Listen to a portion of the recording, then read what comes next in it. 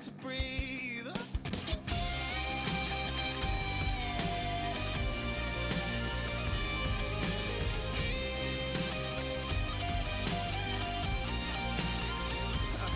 Does it kill, does it burn, is it painful to learn that it's me who has all the control?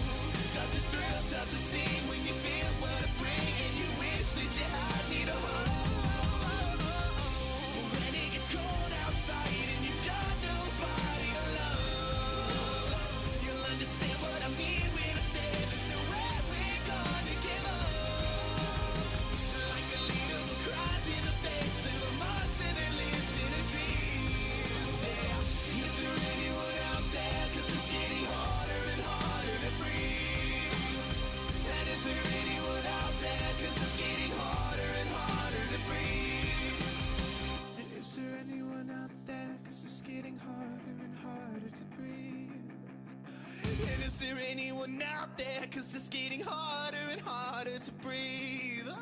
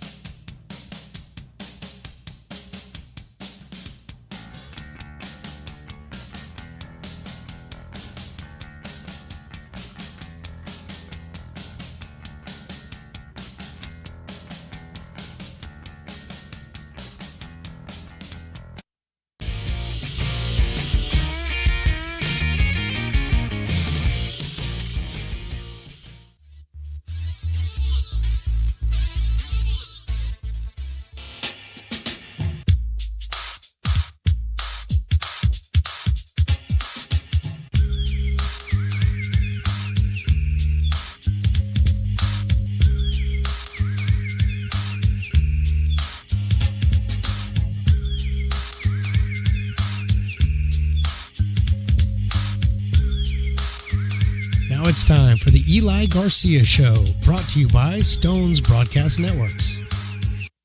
Welcome into the Potters pregame. We have the Eli Garcia Show, heard every Sunday with the manager of the Potters, Eli Garcia. And Eli, I'm sorry to tell you that intro ran a little long. We don't have time for any questions today.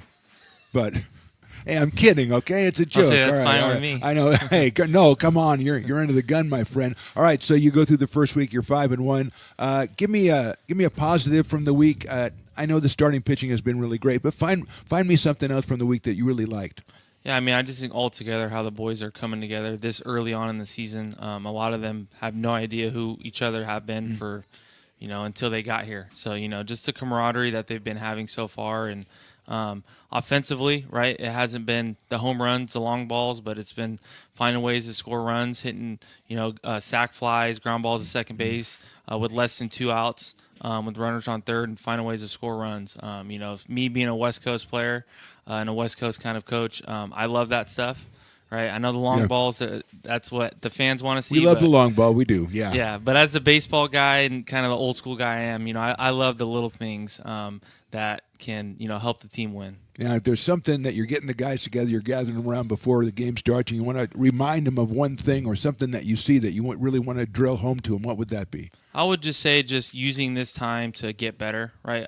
Obviously, they're out here to get better and use this time to, ultimately go back to their school and be, when they go talk to their coaches, like, hey, I had a really good time with the Lincoln Potters, and I feel like I got a lot better there. The coaches, the atmosphere, the organization was awesome, so just being able to just find ways day in and day out on how to get better, because ultimately that's the plan for summer ball, right? All right, I want to ask you, this is kind of a technical question, I guess, getting in the weeds a little bit, but I want to ask you about a particular player, Russell Pettis, right-handed pitcher out of Elk Grove. Now, he pitched against Novato, I think, in the third game of that series and got touched up a little bit. Then you brought him back 2 days later.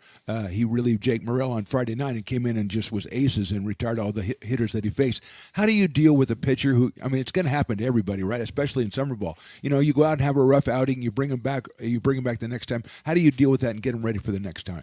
Yeah, I think more so, I always love bringing pitchers back as soon as possible to kind of get that sour taste out of their mouth, because as a pitcher, right, I had bad outings and I just wanted to pitch right away. And I know Russell, he's a competitor, right? You can see that, yeah. Yeah, and just from a technical standpoint, it's just, hey, dude, maybe we got to get ahead more, right? Let's not get behind in counts. But he has really good stuff, yes, right?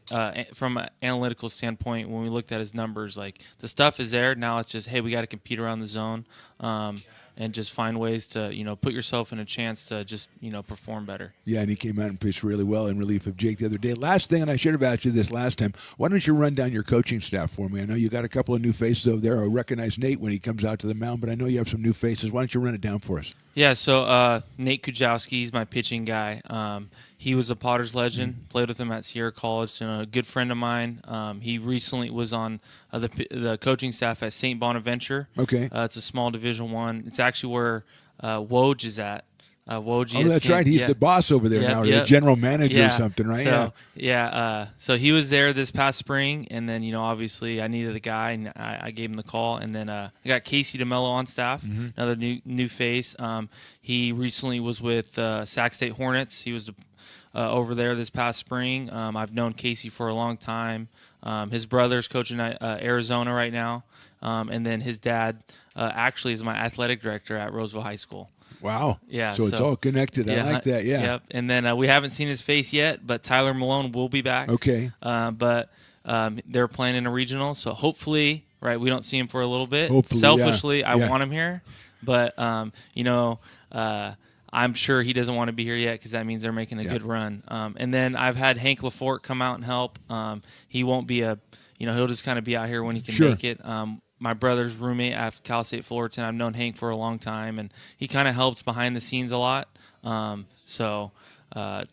Super lucky and fortunate to have the staff that I have this year. They're all very knowledgeable in the game of baseball, and I definitely, depend on them with a lot of things. Yeah, especially me being a younger manager, right, and just kind of giving them the roles that they have, and they've been awesome so far. All right, bud, that sounds good. I needed that info. I wanted to get the info on the coaching staff because they were so important. Eli Garcia, thanks so much. We do it again next Sunday, huh? Sounds good. 12:15. I'll be here on time. All right, well, we'll wait and see on that. Eli Garcia Show, heard every Sunday. We're back with baseball right after this on the Stones Broadcast Networks.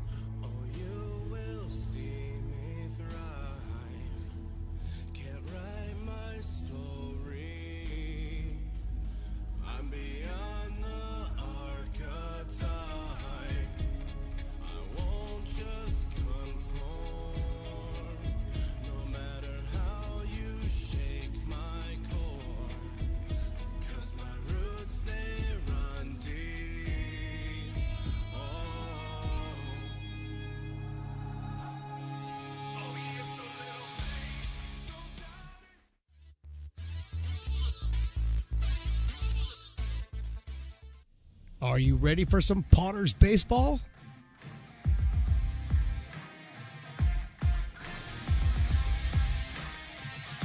Potters baseball brought to you by Stones Broadcast Networks.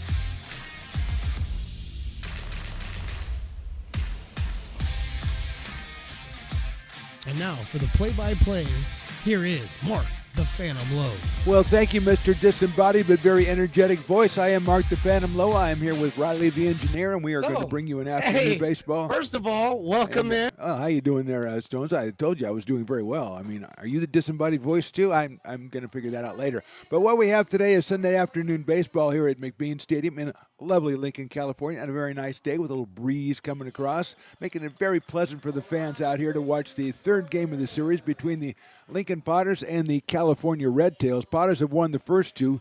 Number one by a score of 9-7. That was on Friday. Then yesterday, or last night, it was the Potters winning at 13-5 to improve their season record to 5-1, and they'll attempt to go to 6-1 today with Eric Vassar, the right-hander from Carmichael, California, and William Jessup University taking the mound for your Lincoln Potters. He had a very good outing his first time. That was on Sunday against the against the Novato Knicks, he went 5 innings, gave up 2 hits, struck out 7, walked just 1, ended up with a no decision as the Knicks came from behind in that one and won it in the later innings. They took that one from the Potters 7-6. So Eric's coming out for his second start. He is going to face a lineup made up primarily of these 9 players on the Red Tails. Gamble starting us off. He's the DH. Catalano batting second. Gavin Soper with a couple of doubles yesterday. Beckett Montgomery is 5 for 6. Julian Delphin has been the shortstop all 3 games. Aaron Wong, a newcomer behind the plate, and Kai Mulich-Reynolds will round it out at second base. There is a little bit of controversy over whether Beckett, Montgomery, and Caden St. Maria will change spots in the batting order. We don't know. We were told it might happen. It might not happen. I'm not going to hold Riley to that. He put that lineup together. He did a great job. We will figure it out when that spot comes up. Montgomery, as we said, has been the hitting star for this series so far for the Red Tails, as he is 5 for 6 and has driven in 3 runs for the California Red Tails, who are skippered by also the GM, Mr. Christian Merriweather. Of course, Eli Garcia is the new manager of the Lincoln Potters, and he's got his team out to a 5-1 record. Hopefully, you caught the Eli Garcia show, heard every Sunday before we start these ball games, and Eli talking a little bit about his staff in this week's edition, as he has got a staff of very, very well-known baseball people, and one, Tyler Malone, who's still out with his college team, so hopefully he'll be here, but hopefully not too soon, which would indicate his team has moved on. So we're just about ready to get started. Eric Vassar has completed his warm-up tosses, and we are ready to go. Willie Preston announces the first hitter, and his name is Andrew Gamble. He is the DH. He played on Friday night, went 2 for 4, and drove in a run. And he is starting off the leadoff as the designated hitter today for the Red Tails. He'll be followed by Catalano and Gavin Soper as we get it going on a beautiful Sunday. Nice crowd out here sunning themselves, but also there's a great looking fastball for the first pitch of the game. Also going down and getting themselves, again, I always say this, you can't really count the crowd here because everybody's always milling around going to the concourse, getting themselves a beer or getting themselves a brat or like a burrito bowl. There's a chopper down the first base line. It is foul. Eric Vassar touching 94 miles an hour on the gun, according to my TrackMan expert, Mr. Carson, intern coordinator. 0-2 on the first hitter, Andrew Gamble.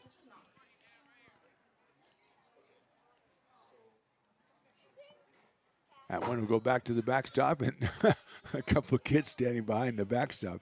They did not care for it when it hit that backstop, making a pretty loud, a resounding clang back there. So they're going to move on. Now they say, hey, this is not for us. One of them is Mookie Betts. Probably a smaller Mookie Betts, probably when he was a kid. That is fouled off a fastball inside to Gamble, but Andrew said, I got to make sure that I don't get the call third strike, so I'll take a cut at this one and foul it off down the right field line and stay alive at 1-2. I just noticed the scoreboard isn't giving me a lot of information out there, Riley. That's lined into left field. He'll get down for a base hit in front of Kenny Winters out there. So Gamble is 3 for 5 for the weekend. He's got the base hit off Vassar.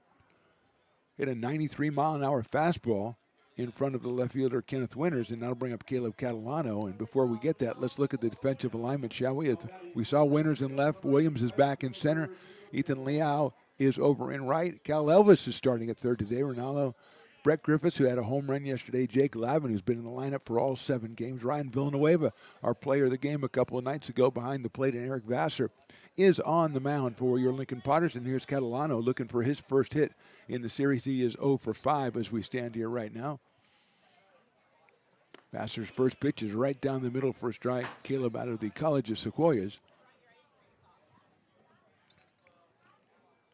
So Gamble leads us off with a solid base hit to left field.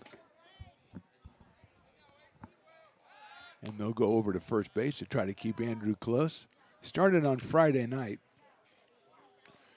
Played right field, had a couple of singles, had a walk, drove in a run. In a 9-7 Potters win. Fastball misses outside.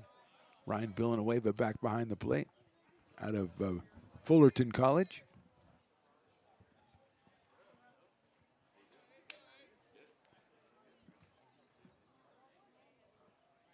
There goes the runner on the 1-1. It's fouled off by Catalano.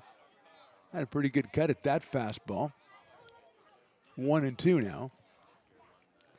Gavin Soper on deck. Gavin with a couple of doubles in last night's game. Also threw a run around from right field, going from first to third.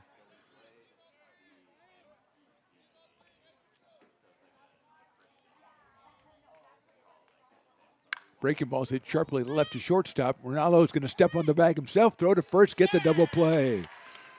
Brady Ronaldo, a really good play. He was going to switch it over to Griffiths, but said, you know, I'm in the neighborhood myself. Why don't I take care of it?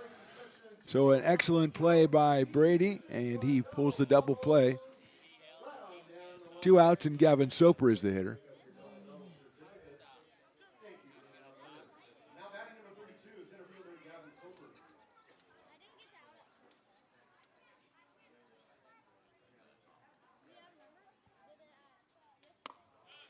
First one to Soper is a strike. So St. Maria is on deck. So Caden is moved up into the number 4 spot. Beckett Montgomery will go down into the 5th spot in the lineup. But right now it's Soper, who's 2 for 7, and he takes a fastball outside. A couple of doubles last night. Catalano hit the ball sharply, but he hit it right to the left of Ronaldo, and Brady made a nice pickup. Kind of righted himself and then said, you know, I'll make this play myself. Chopper at the right side, handled by Lavin, underhand to the pitcher covering, and that is the end of the first inning. We'll go to the bottom of the first. Red Tails nothing. Potters coming to bat. If you're in need of a seasoned DUI attorney, contact the law office of Samuel D. Burns, Incorporated. We are familiar with the laws surrounding your case, and we will work diligently to minimize the negative impact following a DUI charge. With a proven track record, Sam Burns works on your behalf to provide a positive outcome. He's been able to save his clients' driver's licenses and negotiate more favorable terms. Visit our website.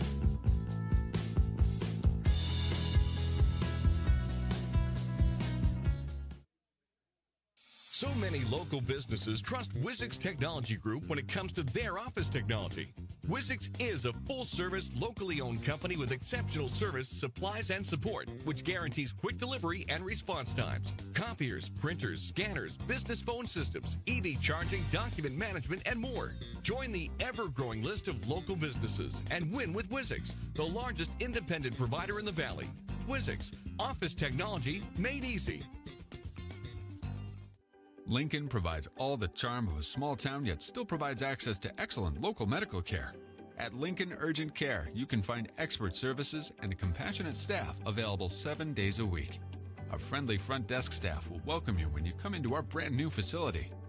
Your wait time will be minimal at our walk-in clinic, unlike the emergency room. From broken bones and lacerations to allergies, flu shots, and illnesses, we treat a variety of urgent medical conditions. What sets us apart is not just our central location in Lincoln, but the convenience of our extended hours, including weekends. We've become Lincoln's first choice for urgent care because we treat patients of all ages for a variety of conditions and take most insurances. We're proud to be an approved provider for veterans and welcome in our military patients. From our family to yours, we're here when you need us.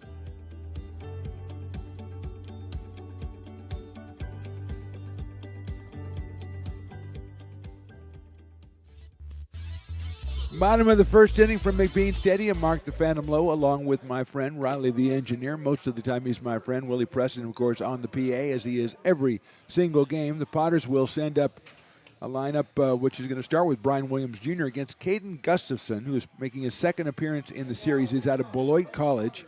He pitched an inning on Friday night and gave up a hit, but no runs and struck out one. Williams will get the first pitch here, and then we'll get a look at the lineup. It is in for a strike. Let's take a look at that batting order. Williams on top. Brett Griffith with a home run yesterday.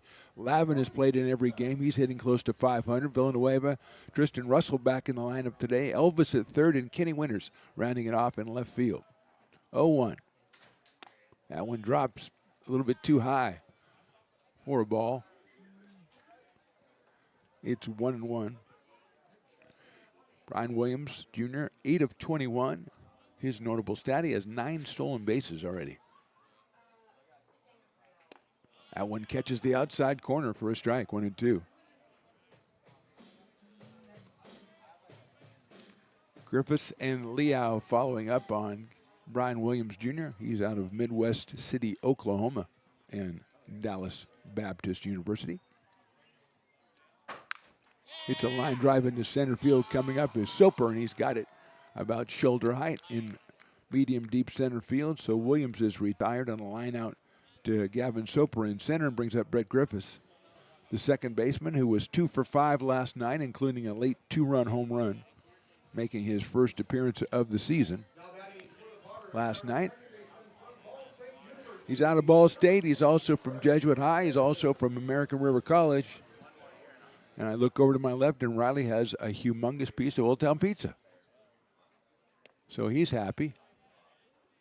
Last night he had the largest snow cone I've ever seen. That might be the biggest piece of pizza I've ever seen. That has like 73 pepperoni on it, which is a record. 1-0. Fastball, call strike, 1-1.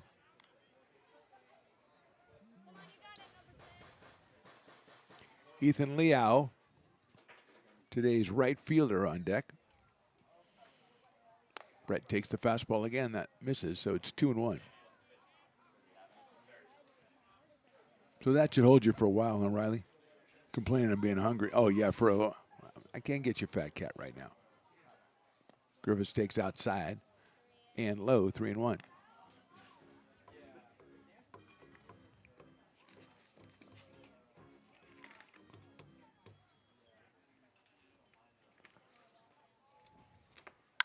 Lines it to left field. That's going to stay up, though. And right there is Jackson Huffman for the catch. 2 outs. Ethan Liao coming to the plate. Let's look, if we can, Riley, at the defensive alignment for those California Red Tails. Huffman we just talked about. Soper we just talked about. Caleb Catalano in right field. Beckett Montgomery, Julian Delphin, Kai Mulich Reynolds, and Caden St. Maria over at first base. Aaron Wong, the newcomer behind the plate. And as we said, Gustafson on the mound. And here's Ethan Liao. He is 3 for 7 with 3 runs batted in and 5 runs scored in his time with the Potters, which hasn't been long. He hits a ground ball third base way, but foul. Good try at third base, coach, trying to make the play. But again, if you don't know you can make it, let it go. 0-1 on Ethan. He's followed by Jake Lavin, the first baseman. Outside with that delivery from Gustafson out of Beloit College.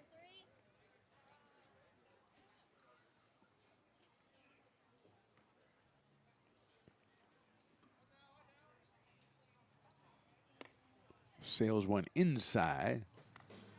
The floater was taken by Ethan Liao. 2 balls and 1 strike. Riley, I think you should be commended doing your job with that big a piece of pizza in your hand. That's not easy.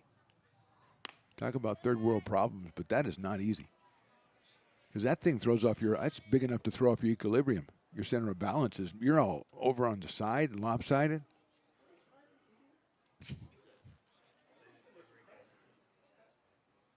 Check swing, it's a strike on the outside corner. I think they misunderstood you. You didn't say you wanted an entire pizza, just a piece of pizza, right? It looks like they kind of overserved you. Full count, 2 outs, bottom of the first inning. And that is ball 4. Good eye by Ethan Liao as Gustafson thought he had himself a strikeout. Ethan's going to go down to first base with the base on balls and bring up Jake Labin. First baseman out of Laguna Beach, California. 8 for 16 on the season. 4 RBI, 7 runs scored, and in the last 2 games alone, 7 walks. So probably a higher number if I look through the whole season. But 7's pretty good for just 2 games. Left-handed hitter. It's a sharp grounder into right field, base hit. Liao had to avoid the ball, so he's going to have to stay at second base. And Labin delivers another single, putting runners at first and second with 2 outs and bring Ryan Villanueva up to the plate. The catcher from Brea, California, had a 2-run home run on Friday night. He was our player of the game. He got to come up here and everything, sign the player of the game ball, and sign the home run post-it note where Carson writes down the distance and exit velocity of all the home runs. So far I have Tristan Russell, I have Ryan Villanueva, and I have Brett Griffiths. But I haven't got Brett up here to sign these yet because, of course, I have to get the players up to sign them. Because that's what it's all about, memorabilia.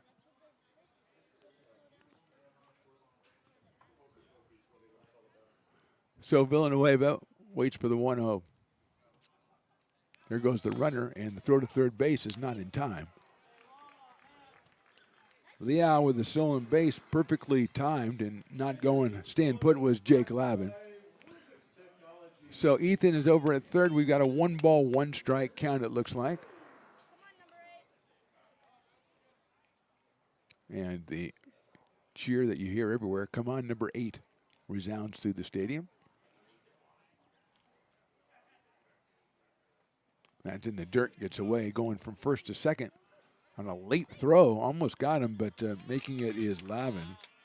It's a wild pitch. He'll go to second. Aaron Wong had it. He kind of was looking at second. You know, I'm going to just let it fly. And he gunned it down to second a little bit too late. Sunday viewing of Piper the Peacock there as he has made his appearance. And, oh, he just hosed that kid. Fastball is outside. He held up his hand to get a high five, and the kid jumps up and he pulls it back. That was a brilliant way to go, Piper. Nice job. To teach these kids it's not as easy as all that, you know. Just because you put up a high five doesn't mean they're going to answer. Popped up, out of play by Villanueva. Evens the count, 2 balls and 2 strikes on Ryan. A very personable young man in our interview after the game on Friday.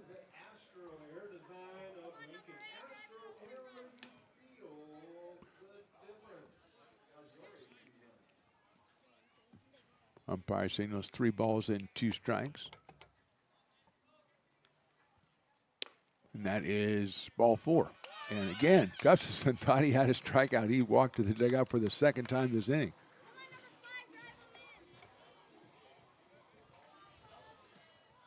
So the bases are loaded after 2 out, and it's all up to Brady Rinaldo, the shortstop out of Sierra College, who pulled off the nifty double play in the top of the inning, comes up here with the bases loaded, still looking for his first hit. He had a couple of well-struck balls yesterday, but they went right at the defenders. So he's up here looking for hit number 1. Good time for it as the Potters put together a rally here in the first, and he'll take a ball.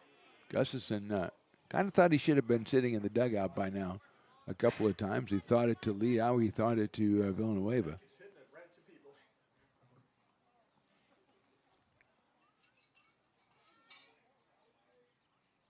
That one gets the outside corner for a strike.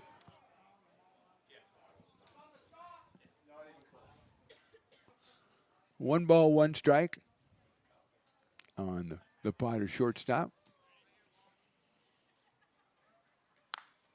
Hits that ball down the third base line and foul. Again, he hit it right at him or just miss an extra base hit right there. That's the kind of guy when, you know, when he finally does get a hit, he'll probably get like 6 in a row. First team all Big 8 conference selection at Sierra this year on their run to the state tournament. 1 ball and 2 strikes. Caden Gustafson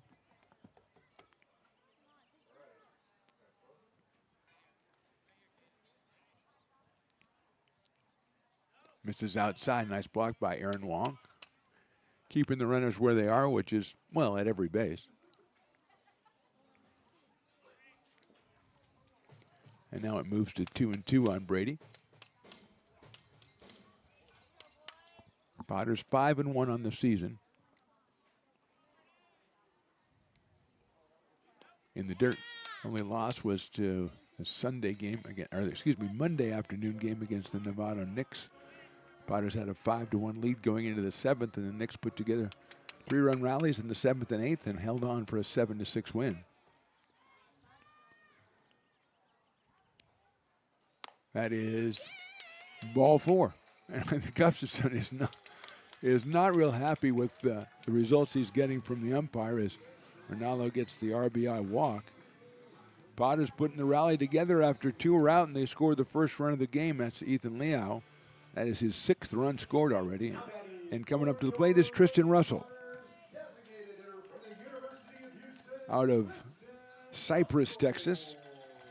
Tristan is hitting .250 on the season. He has 10 runs batted in. He had a 3-run homer, the first homer of the season. And he had 5 RBI in a game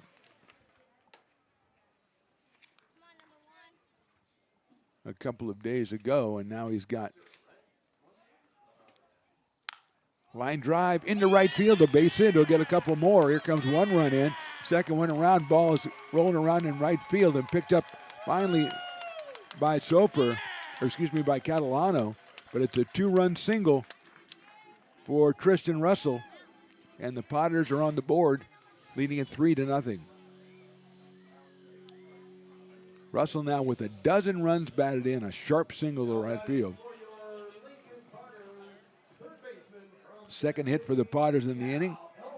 And here's Cal Elbis, the 8th batter. First 2 batters, a fly out and a fly out. Then walk, single, walk, single. And it's 3-0 Potters. They have scored in the first inning all 3 games. They had 2 in the first yesterday. They had 5 in the first 3 innings yesterday. They had 9 in the first 4 innings on Friday. There goes the runner. The throw to second by Wong. The tag is applied, and he is out, and the run will not score from third base. So Wong throws out the runner, Tristan Russell, at second base, but the Potters score 3 times. We go to the second. They're on top, 3-0.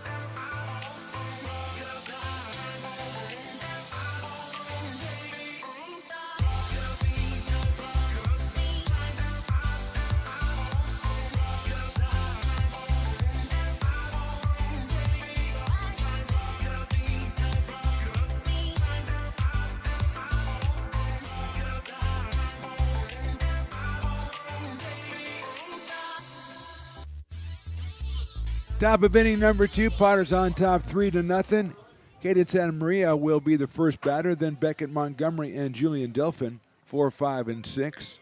Originally we had Beckett batting 4th and Tim Maria batting 5th, but the manager Marcus Christensen came up and said, nope, that's not right.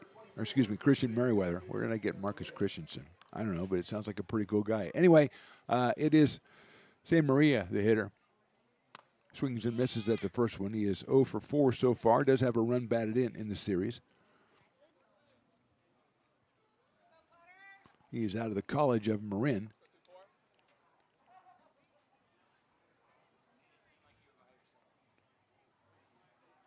Vassar delivers another fastball, but that one misses outside at 90 miles an hour. He's been up as high as 94 already in this one. Gave up a hit to Gamble to open the game, but then Catalano, a sharp grounder, was turned into a double play by Rinaldo at shortstop. Swing and a miss, and then Soper grounded to first base. Vassar struck out 7 in 5 innings in his initial outing. That was Monday afternoon, Memorial Day against Novato.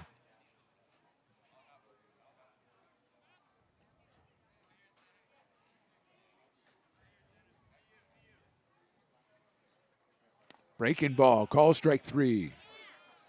Vassar turned the tables on him there for the first out here in the second, and that'll bring up Beckett Montgomery. Montgomery has been super impressive, ultra impressive, 5 for 6. He came on Friday night in a reserve role, went 2 for 2, drove in 2 and scored 2. Then yesterday got the start at third base, batting in the 7th spot. He went 3 for 4 and drove in a run, had a double and 2 singles. And now he's up here in the 5th spot. Against Vassar, he checks the swing, and it is a ball, 1-0. Beckett is out of Willamette College.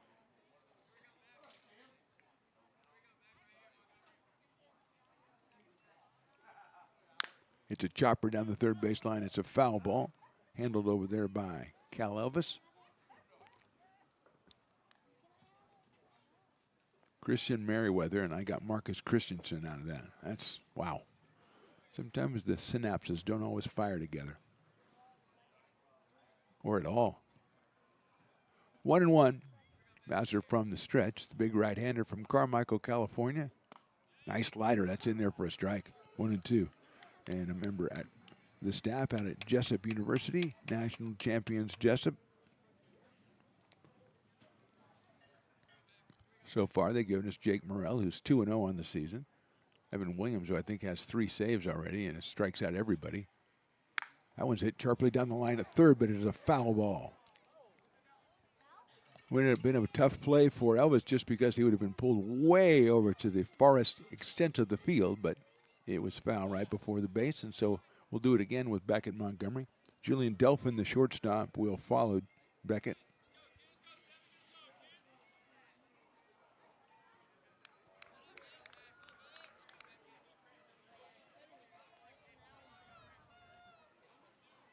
One and two. Swinging a foul at the plate, so he stays alive. Might have been off Villanueva, so he's going to take a minute, and the umpire, very showing a little empathy there. He goes out, and yeah, I better walk this ball out to you, Eric. I don't think I should throw it to you. And Villanueva takes the time to rehabilitate whatever it is that needed rehabilitating. And we'll go back again at 1 ball and 2 strikes.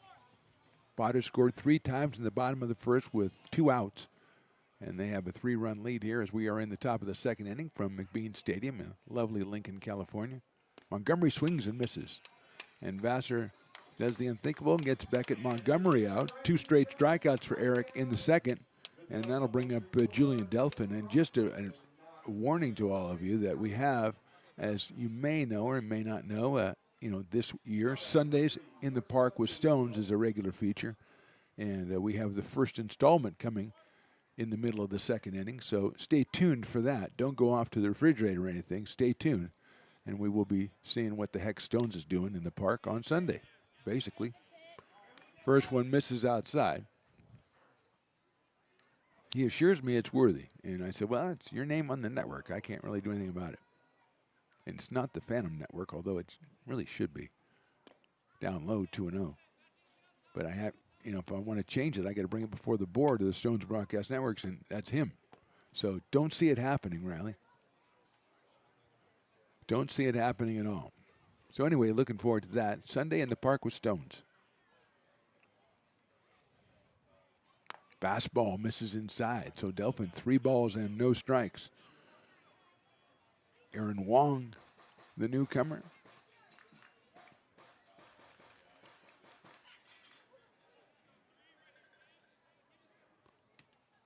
Ball 4.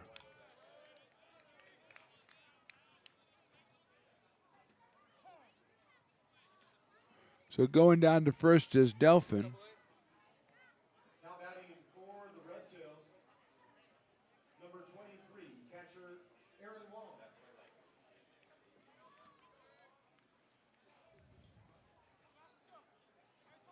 So here's Aaron Wong.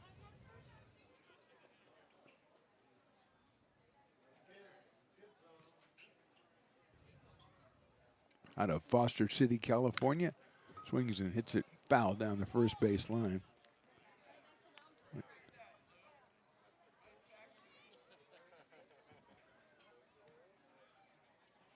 So 0-1 on Aaron Wong.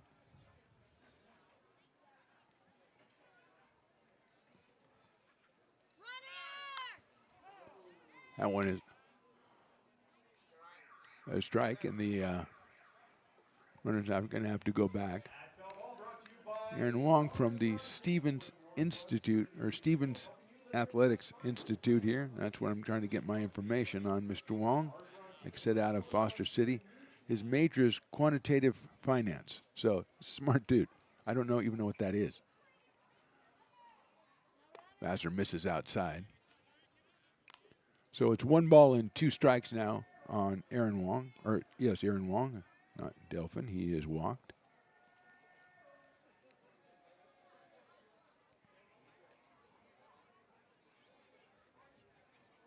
There goes the runner. It's outside, and not a throw will be made by Villanueva. He couldn't really get control of it. And Delphin, who tried to get it earlier, finally got himself a stolen base. He is in scoring position at second base.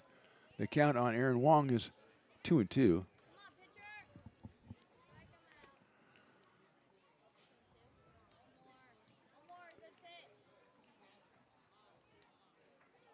There goes the runner, to swing and a miss. That's strike 3, I believe, so we're not going to have to worry about the runner stealing third. Wong strikes out, 3 strikeouts in an inning for Vassar. We would go to the bottom of the second, but right now, let's go and visit our buddy. It's Sunday in the Park with Stones on the Stones Broadcast Networks. First of all, welcome in. I'm down here at the wine bar, the Sangria Bar as it used to be known, and I'm here with a very, very special lady. She's a staple of this park. Please introduce yourself to the fine folks watching at home. I am Chris Wyatt, and I've been here ever since we started with Potters. I know you have, because if you're not here, then something's wrong in my life, all right? So we're down here at the Sangria Bar. You guys call it the wine bar. How did you guys are with Friends of McBean? How did you get involved selling the alcohol down here? So Matt and Isabel were talking. Isabel Taylor. Okay. One of the owners, but she's also, what is she? She is secretary to the Friends of McBean. She runs this place. Let's just be real. Okay. All right. We'll take that. And when they started talking, it's like releasing some of their kids to go do something else, their employees. Oh, yeah. And so we offered, because now we get 10% of all sales as well as the tips. And it all goes toward Friends of McBean, because we're trying to get a new scoreboard. I was going to say, so the main goal here, right, with the Friends of McBean, setting that up, getting 10%, is going to replace that that monstrosity of a scoreboard we have. Yes. You guys are like around halfway to your goal too, aren't you? We have $150,000 so far. And we're shooting for about $250,000. Oh man, so we're close. Yeah. We're close. Yeah. So down here, what's been the hot sellers? Sangria. And as much fruit as you can get in it? No? That's what I do. I'm all about getting as much fruit. If somebody wants more fruit, we'll all right. give it to them. I'm going to make a suggestion while I'm down here. Another drink we need to start selling is a fruit cider. We have peach cider. There it is. See, so you load that up with and fruit. Apple cider. You load that up with fruit, and then you add cider to it. I'm telling you, it's one of my favorites here. I don't know if you guys have done it. You got to try it. We'll have to try that. You got to absolutely try it. So thank you very much for sending us the time, Chris. You are the bestest. I love you so much. And we'll send it back up to Phantom. All right. All right. Thanks. That is Sunday in the Park with Stones. What do you think, Riley? I think we give the kid another chance. I think so. Yeah, there you go. Chris Wyatt, of course, first ballot Hall of Famer, as we all know. You know, when I get my Hall of Fame, my Wall of Fame set up here at McBean Stadium, she's the first name that goes up there. And so a very shrewd choice by Stones for his first Sunday in the park with Stones. Good job, Stones, and we're back to the action. Caden Gustafson on the mound, and he is facing Cal Elvis, who was at the plate when Tristan Russell tried to steal second back in the first and was cut down. So Elvis gets another try, and he takes a strike. Evens up at 1 ball and 1 strike.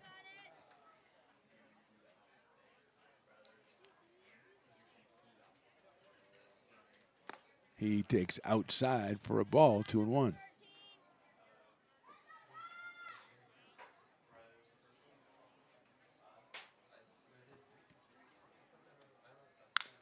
That's chopped down to third, picked up by Montgomery across the diamond, and staying on the bag, yes he did. Then Maria over at first base, and so it's Montgomery to first base, 5-3, and Elvis is retired for the first out of the second inning.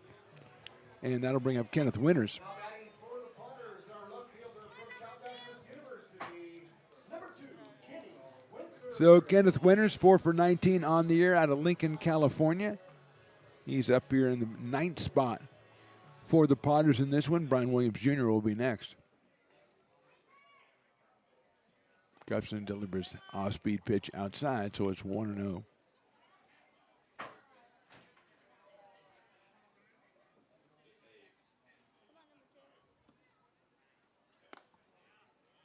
Ball 2, 2-0.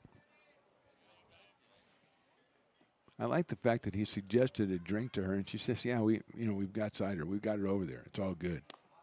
3-0. You get fruit cider. Yeah, I got that.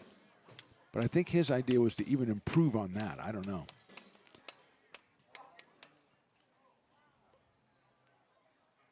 And Mrs. No catches the outside corner. 3-1. But I like that. I like that he offered up a suggestion. He goes down there. If you went to see Bill, he go offer up some suggestion for Bill to put on the menu at Fat Cat. Hit up in the air toward right field.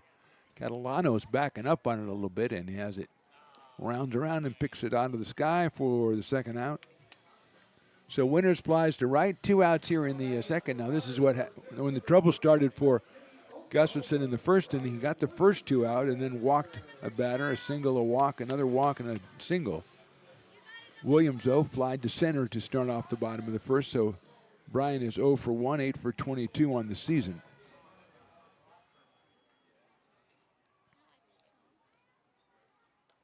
That one sails over everybody's head, goes back to the backstop, so it's 1 ball and no strikes.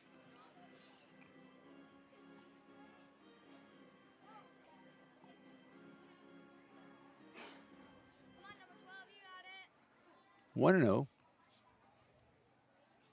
Popped up. Should be playable at third base. Montgomery coming in. He's calling for it. And he will make the catch before he takes a tumble. So Montgomery sticks with it. 1-2-3 for Gustafson in the second. We go to the third. Potters on top by 3. American River College is a top-tier community college sports program that provides student athletes with the opportunity to thrive both athletically and academically. ARC Athletics is currently ranked 5th in the state and 2nd in Northern California. With over 19 sports programs, our athletes compete with the region's best athletes. Our diverse and dedicated coaching staff helps athletes develop the skills necessary to compete at the next level. Start your community college athletics journey with us. American River College, Sacramento's best athletic program. Go Beavers.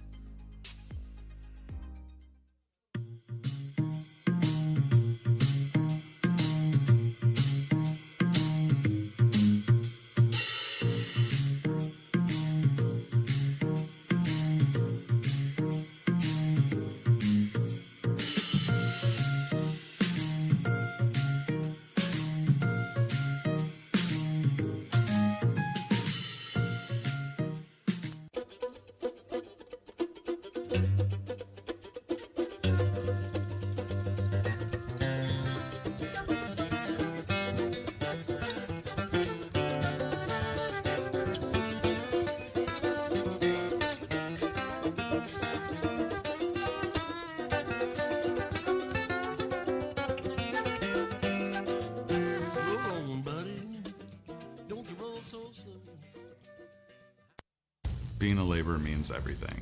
It was what took care of me when I was growing up. It's what takes care of me now. Because of President Biden and the money he's put into infrastructure, the need for our workforce to expand is out of this world. When our members are able to go to work on these big projects that are funded by Biden's economic investments, it means continued growth in their wages, in their pensions, in their health benefits. It means they're going to be able to take care of their families. When it comes to your home's maintenance and repairs, Jeffers Resource Group has you covered. Our handyman services offer a comprehensive range of expertise, from minor carpentry to drywall, electrical and flooring for property managers, landlords, and renters alike. We ensure that every job is completed to the highest standards, so you can have peace of mind. Contact us today to discover how Jeffers Resource Group can help keep your home in top shape.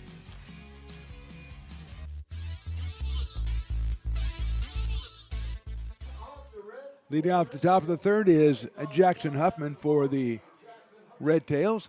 He chops one out toward the hole, cut off by Elvis at third. Strong throw in the dirt, scooped up. No. Good job at first base by Jake Lavin with the scoop. Good play by Elvis. Good play on the other end by Jake Lavin. And he just acted like it was nobody. He just acted like it got by him, but he really caught it. So that was pretty good acting at first base. And that'll bring up Reynolds, the second baseman. Huffman was the dueling dogs batter, but he swung at the first pitch, and so he was not giving anybody a chance and almost had a base hit in the hole between third and short, but Elvis grabbed it.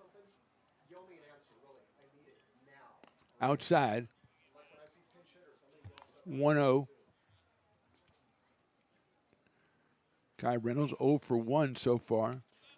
He's come on late in both games as a replacement. It's a ball out to right center field. Williams is rounding around. He'll make the catch about waist high in right center for the out. So Reynolds hit it well, but Williams covers a lot of ground out in center field, and that'll bring up Andrew Gamble. Gamble with a single his first time up. So he is 3 for 5 on the weekend.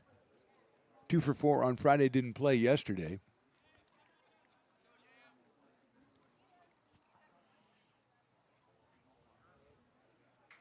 He is the designated hitter for the Red Tails in this one, and he takes pitch on the inside corner for a strike on 1. Eric Vassar out of Carmichael, California, William Jessup University, coming off a game on Monday, 5 innings, 2 hits, and 7 strikeouts. Got a no decision in that one. Swinging a miss at the slider. Beautiful pitch by Eric Vassar. 0-2.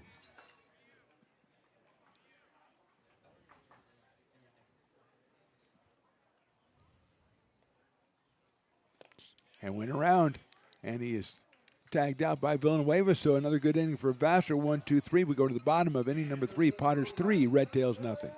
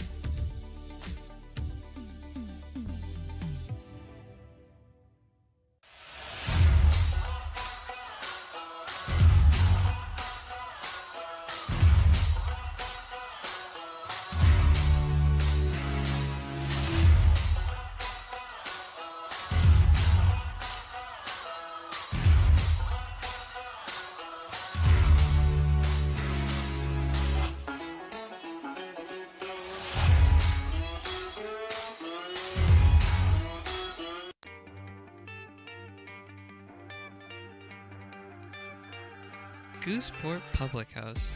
We have sports on 10 big screen TVs, 23 beer taps with classics and crafts, a full bar with creative craft mixed drinks, live music, and most importantly, great fresh food.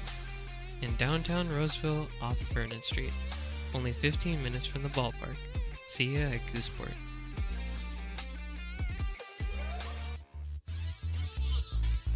Bottom of inning number 3, Mark the Phantom Low here with Riley the Engineer. Stones McCoy roaming around. He's in the park, Sunday in the park with Stones, and not officially, he's just hanging around. Willie Preston giving the announcements over the PA. Carson is over there working, well, he's more supervising Luke Stoutwalker and who's that? Is that Spencer for Hire over there? Latest ranking, Spencer's moved all the way up to number 2 on the latest rankings. Of course, Lucas is 1. Luke Stoutwalker. Griffiths pops it up right side, giving Chase and Maria over by the dugout, and he makes the catch for the first out. So Brett Griffiths fouls out to first base for the first out here in the 3rd inning, and Ethan Leal will be the hitter. He walked and scored back in the 1st. Lux is in the 3 spot, then Brielle, Sidney, and of course Voldemort is last. Voldemort, a.k.a. Brandon, I don't know, I have to get a report on him. He was the front gate guy. He was the first face you see when you come in the park today. And I don't know if that's a great choice by whoever the coordinator is that designated that, but we'll have to see how his performance was before we move him up any. Here's Ethan Leal. He takes high for a ball. Scored a run in the 1st. That's his 6th run scored already. And only 7 official at-bats. It's a little chopper down the 3rd base line. They're going to let that roll foul. Montgomery knew he couldn't get Leal if he picked it up, so he just kind of used some patience there, as my friend Axel Rose would say. And the ball eventually rolled foul, so we'll have to do it again. Sydney was a little disappointed when she saw that she'd fallen to 5th, but Spencer for Hire has been doing a lot around here, you know, helping out and everything and taking care of Willie. So you take care of Willie, you're going to get, you know, you're going to get a high ranking. That's just part of life, man. He's a Hall of Famer. Just like Chris Wyatt, who we saw in the Sunday in the Park with Stones. First ballot Hall of Famers right there. You know, non-player category. Contributor, we call him. That's chopped down the 3rd baseline. Again, that one wasn't close to being fair, so nobody had to be patient on that one. It's 1-2. A lot of fans coming up the stairs with the, looks like stuff from Fat Cat. Nice to see. Got the big dogs coming out of there. Not like Riley would drench his with ketchup and throw onions all over it. That is a very perplexing pitch with Mitch is outside. 2-2. 63 miles an hour. I think that's an overstatement.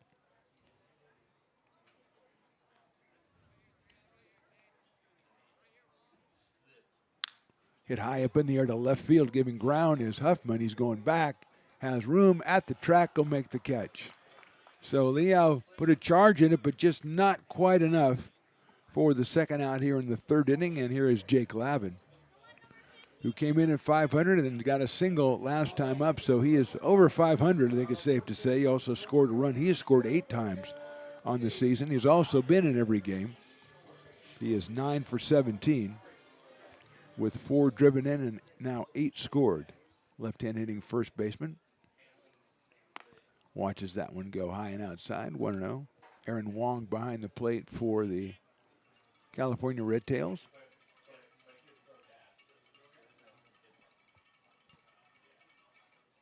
Takes a strike on the inside corner. Evens it up at 1 ball and 1 strike. Kids zone. Now remember, if you haven't been out here, the kids zone, which used to be right behind the 3rd base dugout, has been moved out to the fence line down there in left field, past the grassy knoll. And now that area they were in is now a little food court kind of thing with Fat Cat, Taboras de Mexico, and a couple of other stands there, 1 beer stand and 1 food stand. So you might want to head down there when you enter McBean Stadium, see what's available for you. That's lifted out in the left center field, giving chase is Huffman, and he will make a running catch in left center field. Well played by the outfield of the Red Tails. We go to the 4th. They trail it 3-0. Hi, Bill Evans, President of the Placer County Association of Realtors. We're in the store, our conference facilities, an amazing team helps keep together an amazing organization, and we thank them all. This organization can't do what it does and can't run the way it runs without the help of so many members volunteering their time. The success of the Placer County Association of Realtors is largely dependent on our active volunteer members to help our organization and industry. The work of our committees greatly impacts our ability to champion efforts across the board and giving back to the Placer County community wherever we can. Like all service organizations, I wanted to serve. And getting involved with the affiliate committee was the perfect way to do that. I love being able to serve my community with my business friends and other leaders and give back to those who are in need. The thing I love about the PCAR committees is they all work toward the same goal of bringing the community together to support those in need in our surrounding area. I instantly came to the meeting and had a wonderful time, felt like I was a part of something bigger, and it was just the start of my leadership journey.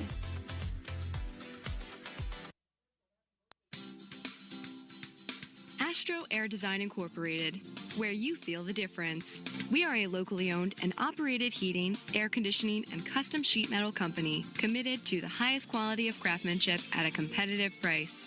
Our trained and certified technicians have the knowledge and experience required to install, maintain, or repair your home comfort solutions. Our upfront pricing gives you the peace of mind because you know your price is locked in. Call Astro Air Design Incorporated today. Here in Michigan, we do more than just survive the winter. We thrive during it. You simply can't keep us away from what we love most: great times and amazing beer. The snow transforms the landscape and lays the path for adventures yet to be had. Trails ready to be explored and freshly groomed hills ready for the first run of the day. And later, as the sun descends, it's time to unwind with great conversation and even better friends. Top of inning number 4, Caleb Catalano will start us off. Then Gavin Soper and Caden San Maria, 2, 3, and 4 in the lineup against Eric Vassar, who's given up 1 hit over the first 3 innings and struck out 4. And there's a foul ball. Riley, I need your help. I feel morally ambivalent about this. I had a guy just come up to me because my window was open, obviously. Willie was talking, so he didn't go down to Willie's window. He came to me and said he wanted to get a birthday shout out for his daughters or something. And I said, you know, okay. And so I said, give me the information. I'm not usually the guy you want to talk to, but give me the information. So he gave me the information. It was for 2 little girls turning 6 and 5. And so I said, okay, there's a foul ball. And I said, you know, it would help if you give me, a little something, and I made the sign. And he goes, okay, I'll do it. I go, no, don't give me that. So I don't know if it's a sign of how corrupted America has become that he expects me to ask for money to say happy birthday to who I assume were his daughters. I would do that for free, basically, is what I'm saying. Now, Willie may you may have to pay Willie because he's the one who actually does the work. Swing and a miss, and the strikeout on Catalano is Vassar's 5th.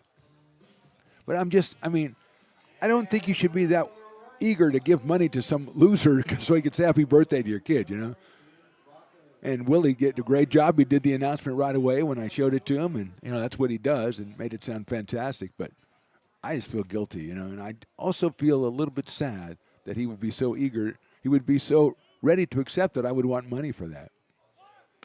Of course, it depends on the quantity, obviously. If he starts splashing a 50 or something, I'm like, you got any more daughters? Because I would want to get some more money, I would say. Riley's disapproving of the whole thing. He thinks I should have got the coin so he could get more pizza. Fastball on the corner for a strike. Soper grounded out to first base his first time up. He's 2 for 8 in the series. Playing center field. He also did some time in right field. That was in yesterday's game last night. A game won by the Potters 13-5. That is outside for a ball.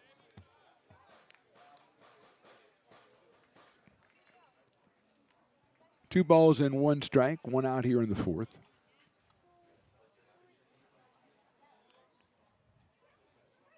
Soper takes inside this time on the slider, 3-1.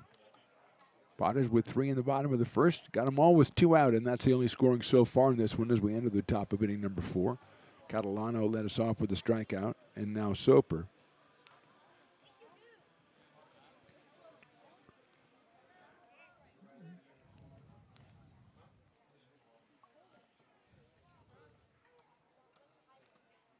And he takes ball 4.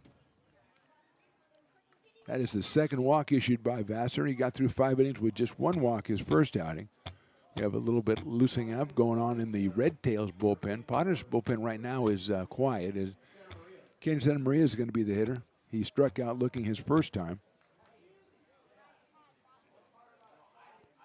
Left-hand hitting first baseman. 0 for 5 with a run batted in the series.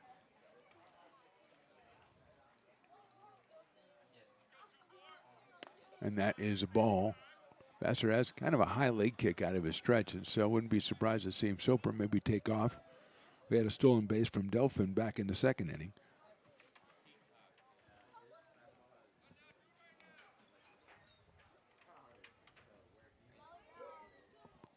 Well, it's Brandon Rockmore loosening up in the bullpen.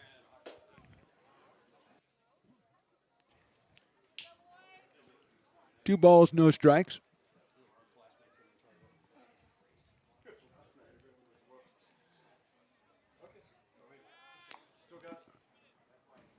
Throw to first base. Runner is back in. Got Bill from Fat Cat up here giving some info to Willie. I think there may be a reduction in the menu for the rest of the day. Throw again over to first base, and back in is Gavin Soper, who got the base on balls, and the first two pitches to San Maria are also balls, and so it's 2 balls and no strikes to Caden.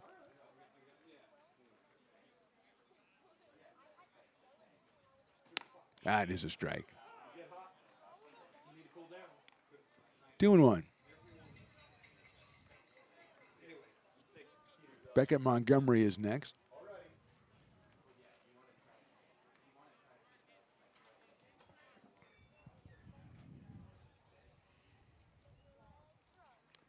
He swung at it. I think it hit him, but he swung at it. No, he did not swing at it according to the field umpire, but I'm going to say he obviously swung at it. But that is ruled no swing, which means it's a hit batter. And brings up Beckett Montgomery, who's been a thorn in the side of the Potters all weekend, although he did strike out back in the second inning against Vassar. So he's 5 for 7 with 3 runs batted in on the weekend. And he's got 2 on with 1 out here in the 4th. Catalano with the strikeout, but then Soper with the walk, and now hit batter is Santa Maria.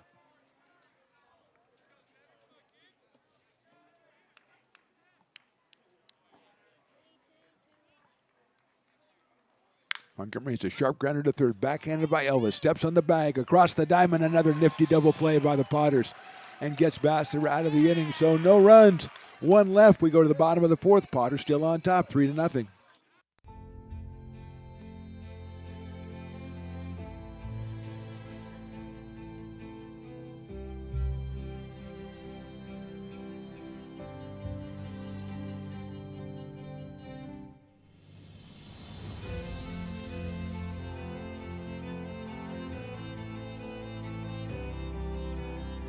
Situated on the corner of Lincoln Boulevard and 5th Street, this iconic building has been the home to several hotels over the decades, the most famous and longest running of which was the Lincoln Inn. Having undergone several renovations and architectural changes, this building is the current home of Old Town Pizza, which boasts not 1 but 2 floors for your dining enjoyment, including open-air seating on the roof. Stop in for a slice today. Or stop by the Lincoln Museum to see the 300-pound cash register that used to adorn the front desk of the Lincoln Inn. For more great history, visit the Lincoln Area Archives Museum and, by appointment only, take their free walking tour of historic downtown Lincoln. I'm Bill Spear, North Valley president of 5 Star Bank. In a time when business can feel so uncertain, we're here for you every step of the way. I know they have a lot of bells and whistles within their bank, but just the relationship piece here locally on the business side is huge for us. 5 Star treats us like we're number 1. They're right there with suggestions, with help. So I have to bank with people that have our mission in mind. We're 5 Star Bank. How can we help you?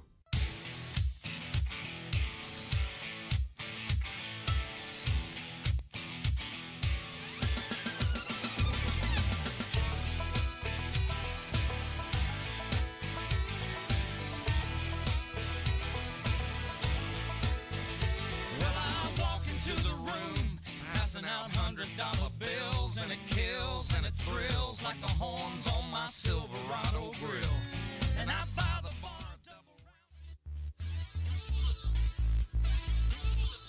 Bottom of the fourth inning. Padres on top 3-0. Ryan Villanueva, Brady Rinaldo, and Tristan Russell will be the first three hitters against Caden Gustafson, who's pitched pretty well except for in the first inning he walked three guys after two were out. He didn't agree with any of the calls, and they were all close, but they all went the other way, and then a very timely hit by Tristan Russell.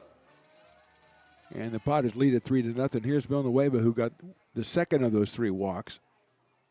Ryan takes a strike, 0-1. Out of Brea, California, and Fullerton College. Ryan 5 for 12 on the season with that home run. He's driven in 4 runs. Takes outside.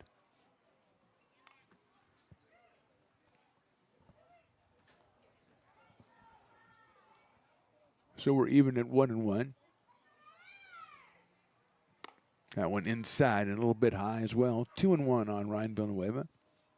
Padres with tomorrow off. Tuesday we're back here taking on the Marysville Giants, a new team out of Marysville. Villanueva takes ball 3. That'll be a 6:35 first pitch. And it's a Tuesday, so there'll be like all kinds of 2 for Tuesday kind of beer specials and stuff. And giant slices of pizza like Riley. Just ask him for the Riley cut of pizza, and you'll get a huge slab. Villanueva gets his second walk of the day. Brady Rinaldo will be our hitter. Brady walked with the bases loaded, get himself an RBI, his second of the season. He is still looking for that first hit. He's been hitting the ball into tough luck a little bit lately with a couple of line drives in the last couple of games, but contributing mightily on the defensive side, this time at shortstop. And he's up here with nobody out and Villanueva at first base. And the dirt goes all the way back to the backstop. Aaron Wong tried to flag that one down. It bounced right over his glove. It's a wild pitch, and Ryan is at second base. Ryan Villanueva, that is.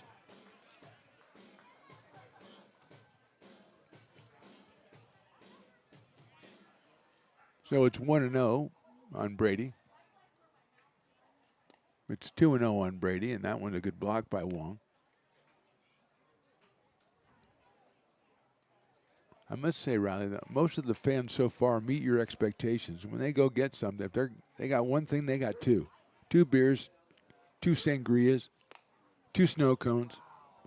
You hate when they go to the vendor and come back. If you have 2 hands, have 2 things. Am I right? That's your theory. Okay. 3-0 on Rinaldo. Oh. It's squibbed out towards second base, handled by Reynolds. You're going to have to hurry. You got him at first base. That one had a lot of English on it. It started out toward the first baseman, ended up to the right in the purview of the second baseman, who is Reynolds, and he throws him out. Moving to third is Villanueva. And Tristan Russell, who has 2 RBI already, has a chance for another one as Villanueva is at third base. Tristan is 6 for 21 and has 12 runs batted in. 3-run homer, a 5 RBI game. And one game he picked up a couple on a sacrifice fly and an infield grounder. So he is delivering. That is inside for a ball.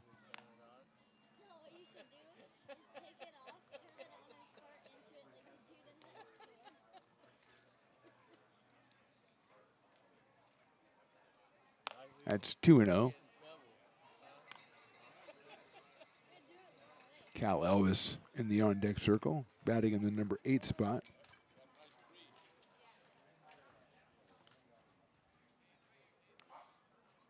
Inside to Russell, pulls out of the way.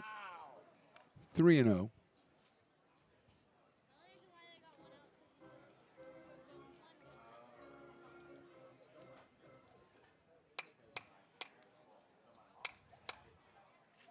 Russell takes ball 4.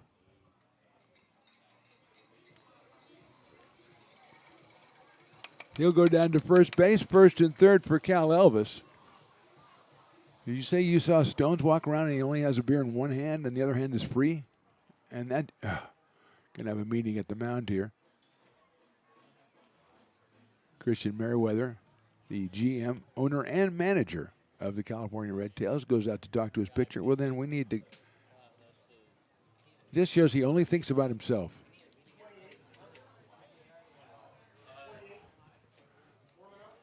Looks like Terrell Scott Remain is warming up. We have also seen Rockmore warm up. So Remain is loosening up now. We've had Rockmore earlier loosening up, so we'll see if they make a change. But they have these guys have very long meetings, the Red Tails. And finally, the umpire says, you know, I applaud your ability and your right to peacefully assemble, but this has taken a little bit too long. We're going to break this up. And he does so, as here's Cal Elvis. At third is Villanueva. At first is Russell, both via the base on balls. That's 5 walks for Gustafson.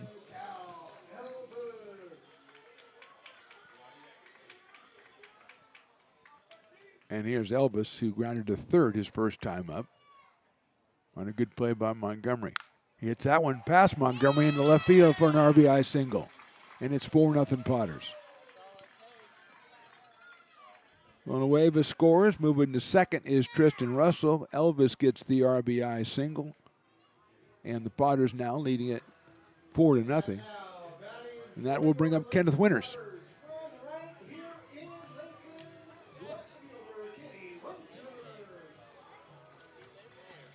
It's like Tyler Hutchinson warming up for the Potters as Vassar is through 4 innings.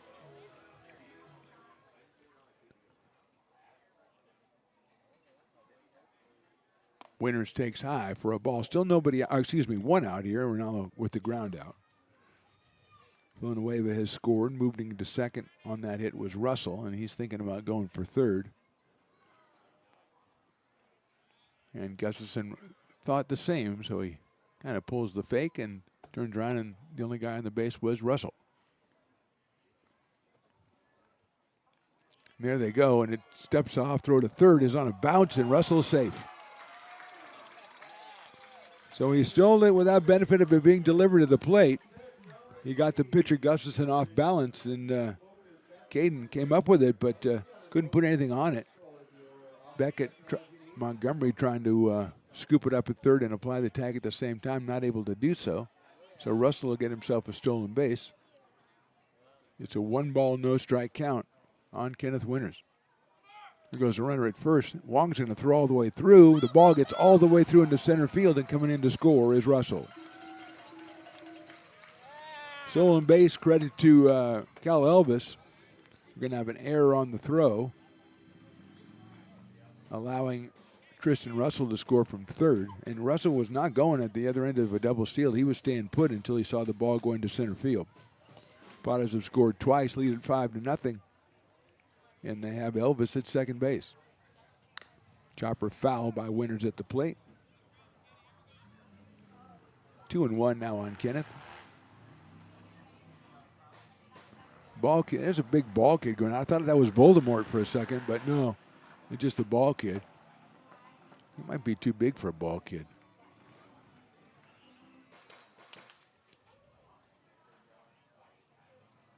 Swinging and foul back by Winters. He waited for that one to get there, and then when it finally did, he just fouled it off. So it's even at 2-2. 60 miles an hour, I don't know. Last time I threw a first pitch, I threw my arm out, and the ball went halfway, and it was more than 60 miles an hour. So in the dirt, 3-2. That had to be 54 then. Oh, my. Send that back. Send that machinery back to the manufacturer. Defective. Full count on Kenneth Winters with Brian Williams Jr. to follow as Gustafson does the spin, does the twirl, and tries to catch Elvis off guard. But Elvis is very bright, so he is back at second base. And there he goes. Line drive right back up the middle, base hit, and that run's going to score. So Elvis was taken off, and he scores on the base hit by Winters. Kenny picks up an RBI. Third run of the inning in. And makes it 6-0 for the Potters. And here's Brian Williams Jr.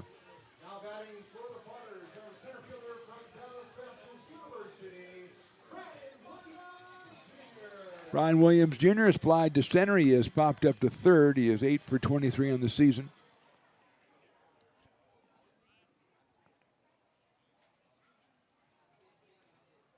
And he takes a strike. That one defies gravity by making it to home plate at all. And it's called a strike. Outfield straightaway, medium deep for Williams Jr., who I think he has home run power. He's hit a couple of ones that have been hauled down at the fence already, so I'm predicting a home run this season for Brian. I'm sure he'll be happy to hear that.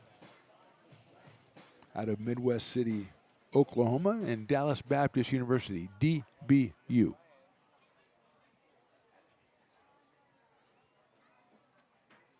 It's a chopper down to third. Montgomery to second for one, over to first, and they didn't get him. Williams gets down the line, obviously very quickly, and nice play by Beckett Montgomery. Fielder's choice, and Williams will be at first base. Montgomery pulled it out of the sky and gunned it over there to Reynolds, who turned around pretty quickly. Just didn't get the speedy Williams at first base. So with 2 outs and Williams at first, and Brett Griffiths will be our hitter. He's flied to left and popped to first. 2 for 5 last night, including a 2-run home run in a 13-5 Potters win. Brett out of Ball State University. And there's a high fastball. Williams staying put. Potters have scored 3 times here in the fourth to match the 3 they put on the board in the first.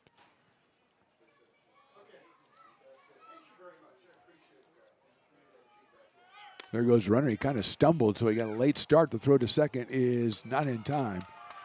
And Williams makes it in. So he put a little degree of difficulty in that one by stumbling at the beginning. I bet he told the guy, I can stumble and still make it to second base. And they said, no, you can't.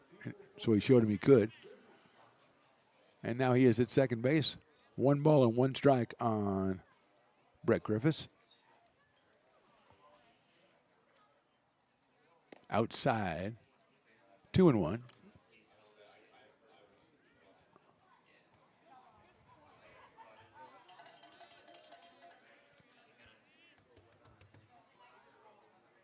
Griffiths hits it sharply in the hole, base hit left field. Might be too hard to score Williams. Coming up throwing is Huffman out there, and he all the way to the plate, throw behind Griffiths at first. He's safe. So Brett delivers a base hit. Williams has to stay at third. Third hit of the inning for the Potters. It'll bring up Ethan Liao.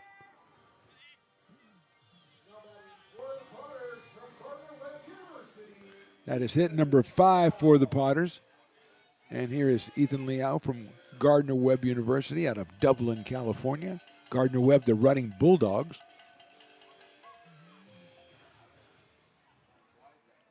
Throw over to first base. Griffin was still adjusting his glove, so he really wasn't off too far. 8th batter of the inning is Ethan Liao.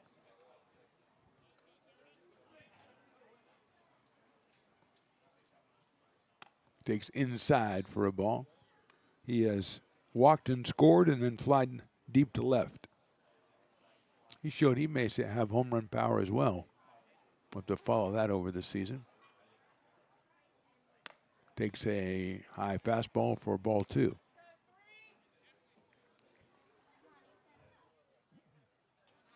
Two balls, no strikes on the Potters' right fielder.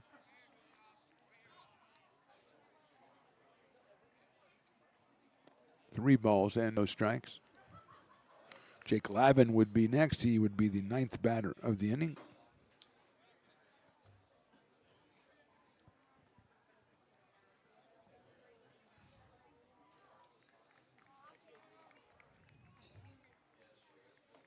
.30 pitch, ball 4. That'll load him up for the Potters. And Jake Lavin coming to the plate. If we're going to have a pitching change here for the Red Tails. They had, like you said, Remain was warming up. We also had earlier Rockmore warming up. But no movement so far from the dugout as Lavin steps in. Jake has singled and flied to left, so he is 9 for 18 on the season. He scored his 8th run back in the first inning. Takes a high fastball, 1-0.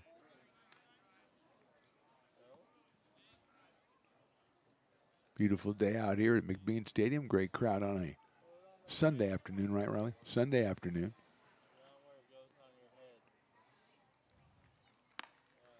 2-0. Potters out of action tomorrow. Tuesday, we're back here against Marysville. Then the weekend is a series Friday, Saturday nights, and Sunday afternoons against AE Express. That one is a strike. I'm to get in touch with my buddy Tom Maley, who is scheduled to be our first celebrity guest announcer on the 8th of June, which I think is next Sunday, if I got my calendar right. That is 3-1. I'm sure Tom has totally forgotten by now as he pursues retirement, mostly fishing, I am told. 3-1. I'm sure he'll tell us some great fishing stories.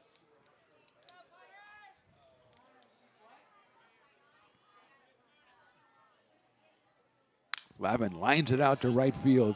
Catalano turns himself around, comes around, and makes the catch. Pretty good play by Catalano in right to Rob Lavin, but the Potters score 3. We go to the 5th. They lead at 6-0.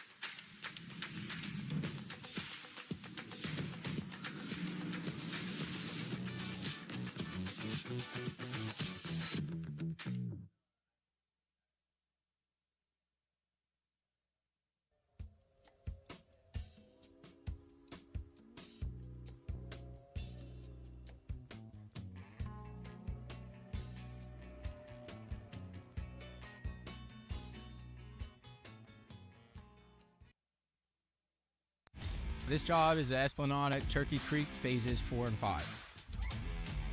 Our scope of work for this project is full scope, so we've got all the underground, all the joint trench, and all the topside included with it. We're putting in sewer pipe, manholes. We're not doing services yet. We go through and do all the main line, and then we come back and do all the services after that. I would say this project right here, the one we're working on, is probably about a 2-month project. It's very costly to the developer, so beating the schedule is very important, more important than most projects. It's got a lot of groundwater, so we've got an extensive groundwater pump system in place. It's just cool to be a part of the built environment and know that for the next 100 years that people are going to use and enjoy what we've created here today.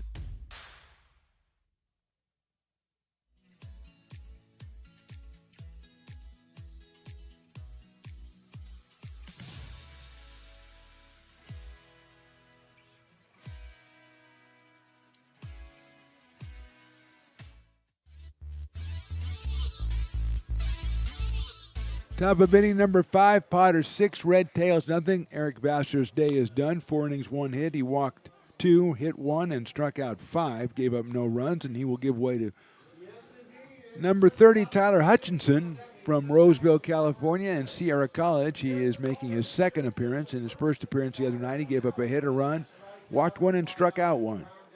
So he is back out there for appearance number 2, and he'll face Julian Delphin, Aaron Wong, and Jackson Huffman, 6, 7, and 8 for the Red Tails.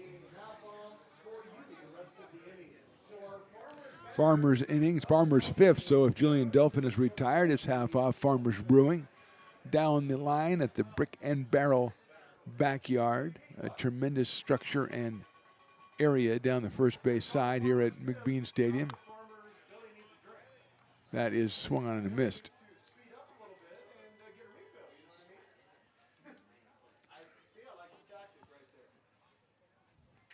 0-1. Hit sharply down the line. That's a fair ball over the bag.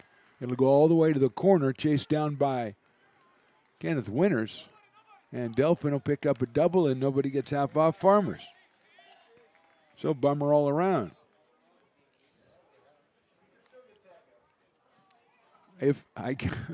In the Willie Preston rules of baseball, if the first batter, even if he reaches base, if he's later retired that qualifies as him being out. So everybody gets half off. That's the Willie Preston rule, and quite frankly, I like it. He's giving the customer every reason to succeed, or every chance to succeed. Strike to Aaron Wong, who struck out his first time up, the catcher out of the Stevens Institute of Technology and hometown of Foster City, California.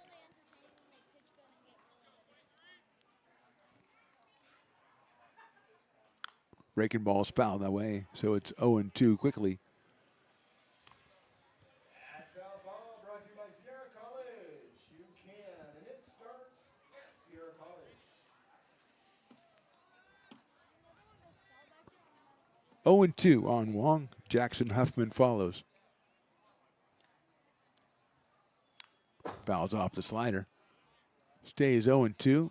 Scooped up by the auxiliary staff of the Potters. Usually there's dozens of them outside. There's guys taking pictures and guys just sitting around, hanging out.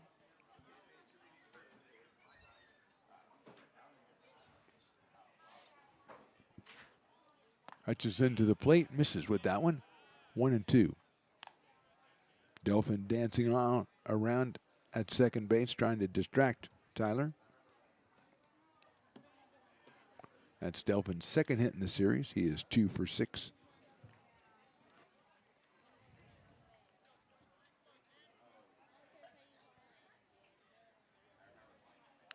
Breaking ball is fouled off the mask of Ryan Villanueva. So again, the umpire will go back out and hand the ball to Tyler Hutchinson, giving Ryan a chance to recuperate. Never ceases to amaze me, Riley, how many people are constantly on the move here at the ballpark. It's not a static entity, the crowd. It's just like a moving mass. People just moving in and out, feeding in and out. The collective mob, mostly carrying in one hand a drink and not in two hands, as you would not like it. Throw back to second base, and Delphin is back in. Although if there's two people and they're together and they each have their own drink, there's really no need for them to carry two. You know what I'm saying? Only if you're conveying them back to where you're sitting, not if you're both on the move. If you're just on the move, you're on the move. 1-2, we'll do it again to Aaron Wong. Fouls it out of play to our right.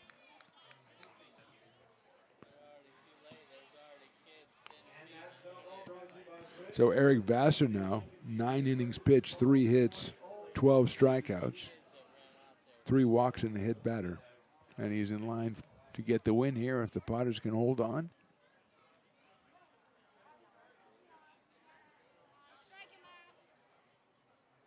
There goes the runner. It's outside. The throw by Villanueva down to third is in time. He's out at third base. And that means that under Willie's rules, half off Farmers Brewing Company down the right field line.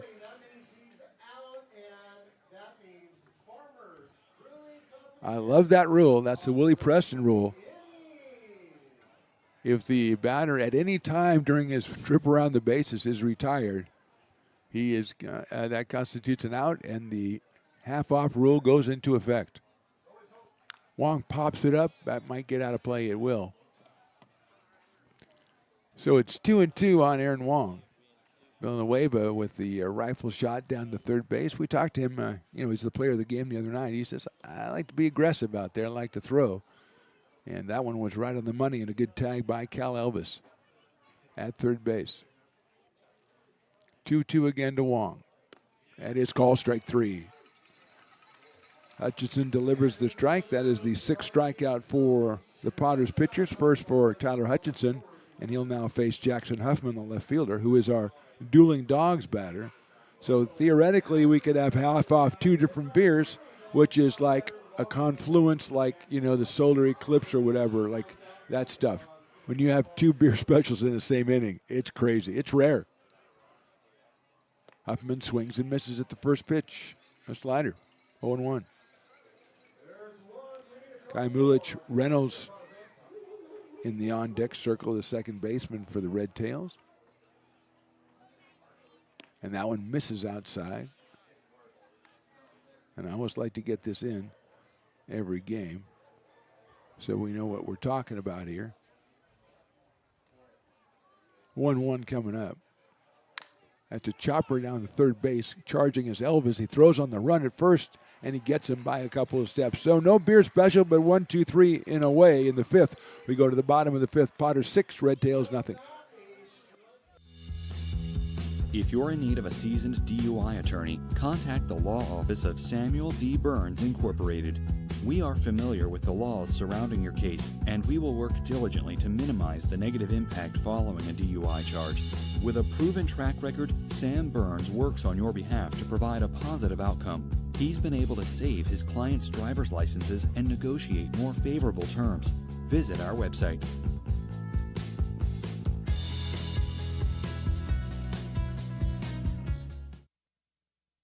So many local businesses trust Wizix Technology Group when it comes to their office technology.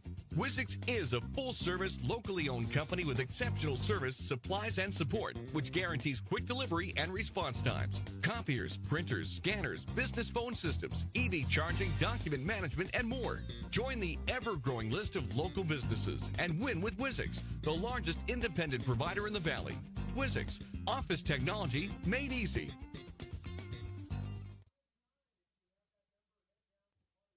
Lincoln provides all the charm of a small town, yet still provides access to excellent local medical care. At Lincoln Urgent Care, you can find expert services and a compassionate staff available 7 days a week. A friendly front desk staff will welcome you when you come into our brand new facility. Your wait time will be minimal at our walk-in clinic, unlike the emergency room. From broken bones and lacerations to allergies, flu shots, and illnesses, we treat a variety of urgent medical conditions. What sets us apart is not just our central location in Lincoln, but the convenience of our extended hours, including weekends. We've become Lincoln's first choice for urgent care because we treat patients of all ages for a variety of conditions and take most insurances. We're proud to be an approved provider for veterans and welcome in our military patients. From our family to yours, we're here when you need us.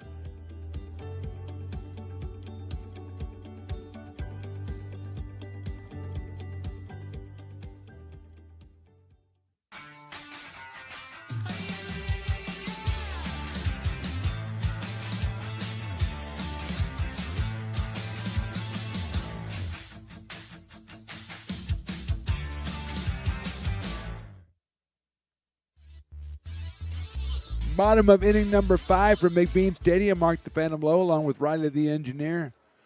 Terrell Scott Romaine is the new pitcher wearing number 28 for the California Red Tails. The right-hander from Chabot College will take on Ryan Villanueva to start off the bottom of the 5th. Villanueva's got a couple of walks so far in this one, and that pitch is outside at 88 from Romaine. Brady Rinaldo and Tristan Russell will be next after Ryan. Breaking ball, beautiful pitch in there for a strike, 1-1.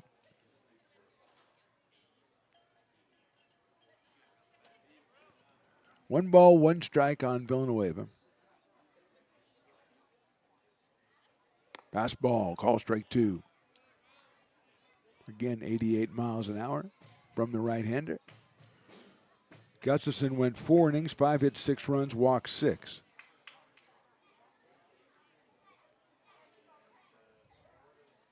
Line drive, left center field, base hit. Villanueva on the fastball. Sends it back and gets another base hit. He is now 6 for 13 on the season. That is hit number 6 for the Potters. And we'll bring up Brady Rinaldo. A walk and a ground out to second base. Brady out of Sierra College. Up here against Terrell Scott Romaine.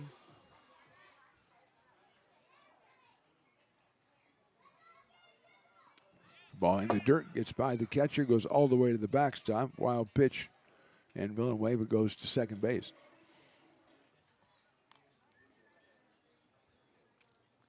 Just making reference to California Red Tails. We always talk about the Red Tails. They are honoring the Tuskegee Airmen, the African-American fighter pilots who served with distinction during World War II. Distinctive red-painted aircraft tails overcame significant discrimination and adversity become one of the most respected units in U.S. military history. And kudos to the California Red Tails and to Christian Merriweather for bringing that back and starting a team. Breaking ball inside.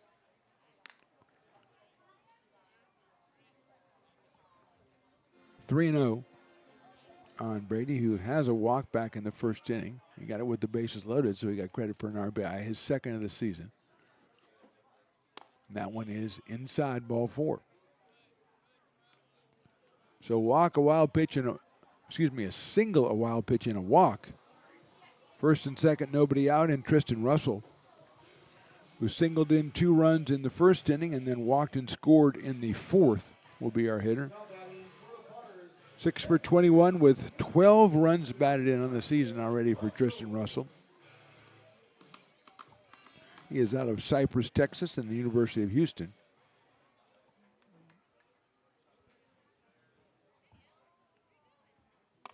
Watches that one go high, so it's 1 ball and no strikes. Spotters, we set off tomorrow.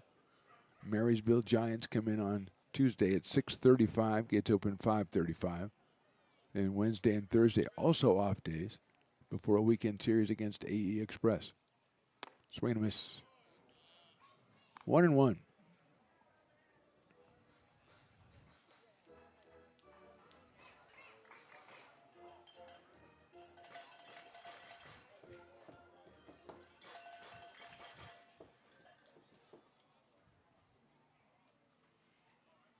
One pitch, swung on and missed, gets away a little bit, but Wong runs it down. A good off-speed pitch had Russell waving at it, so it's 1-2 on Tristan. Cal Elvis to follow, then Kenneth Winters. The bottom of the lineup for the Potters. Elvis and Winters both with RBI singles in this one, and Russell hitting in the 7th spot has a 2-run single. So 4 runs batted in the bottom of the order. That's in the dirt. Nice block by Aaron Wong. 2-2 now.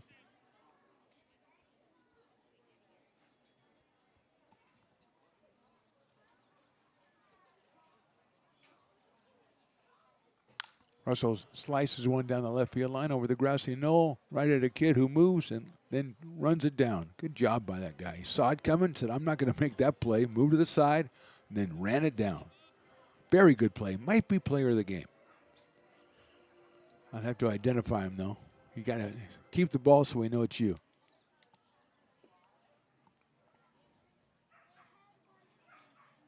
Swing and miss. Russell's out on strikes. First out of the inning for Remain, and he will now face Cal Elvis, who has grounded to third and singled in a run and scored one himself. So Cal 1 for 2. Right-hand hitting third baseman comes out of Vacaville, California, and UCSD.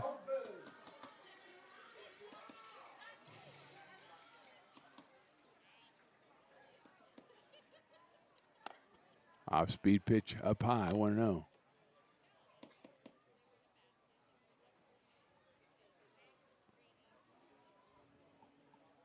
Kenneth Winters in the on-deck circle. Villanueva at second, Ronaldo over at first. That one bends in, but just a little inside.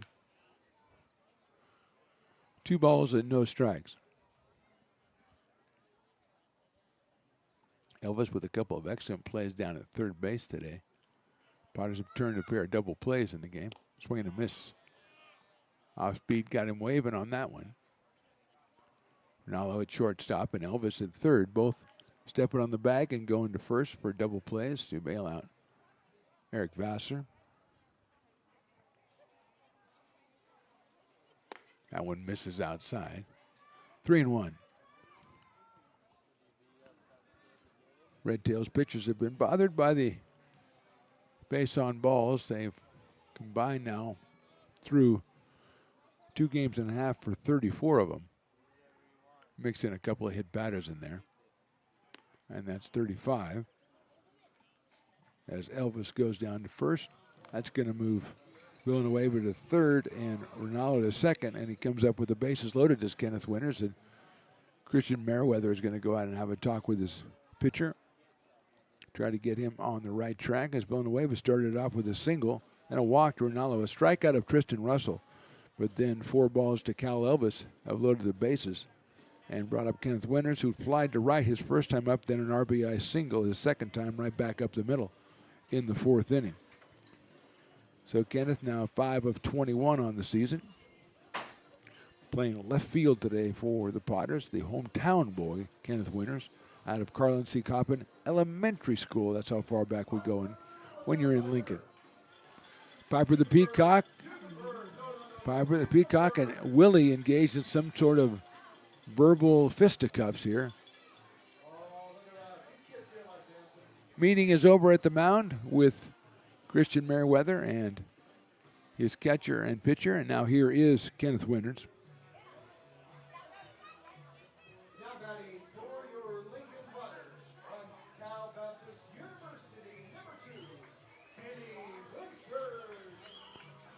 They call him Kenny. I try to keep it Kenneth as much as possible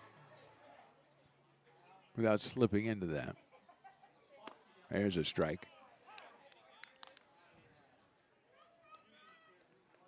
0-1 on Winters.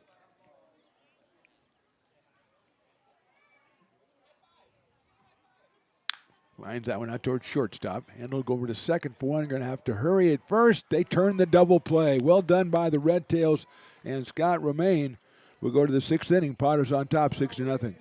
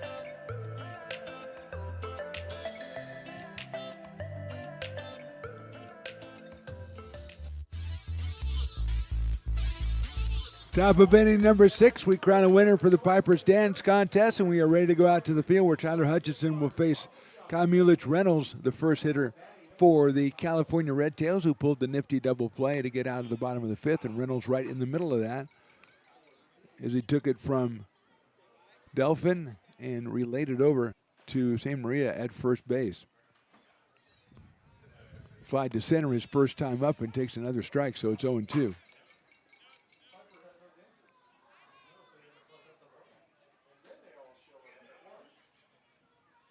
0-2 coming up from Hutchinson. Swing and a miss. Got him. Took something off that one. Got the strikeout. The second for Tyler in his short stint. And they'll go to the top of the order and Andrew Gamble. The designated hitter has a single and a strikeout in this one, so he is 1 for 2. 3 for 6 on the series. Didn't play in yesterday's game. Comes out of Antioch High School. Does Andrew Gamble.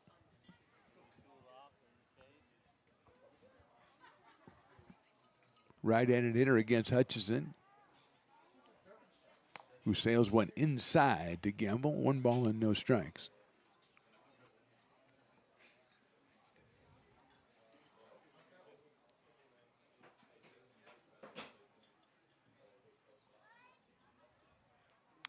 Fouled back off the post back here. Hence the ting. Evens the count at 1 ball and 1 strike. Caleb Catalano coming up next for the California Red Tails.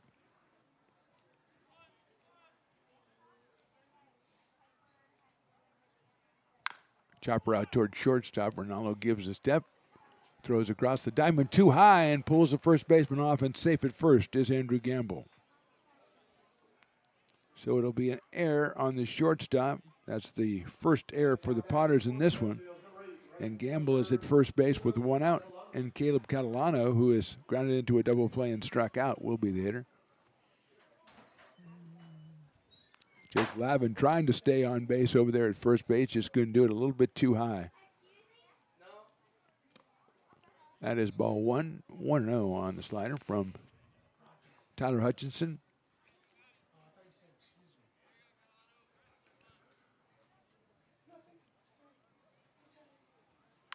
That's a low chopper. Elvis is going to have to do or die it and can't make the play. It's an infield single, and the Red Tails are in business here with 1 out in the 6th. Just nothing that Cal Elvis could do on that one. It was a big chopper. He was either going to come in and get it, and even then he might not have gotten to Catalano at first. But he couldn't make the play, and first and second with 1 out, and Gavin Soper, the hitter, he's grounded to first and he's walked, both of those against Eric Vassar.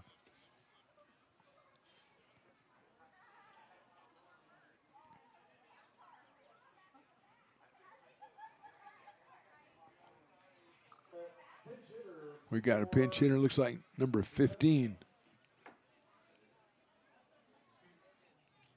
That is Danny Trujillo. So Danny Trujillo comes in for Soper.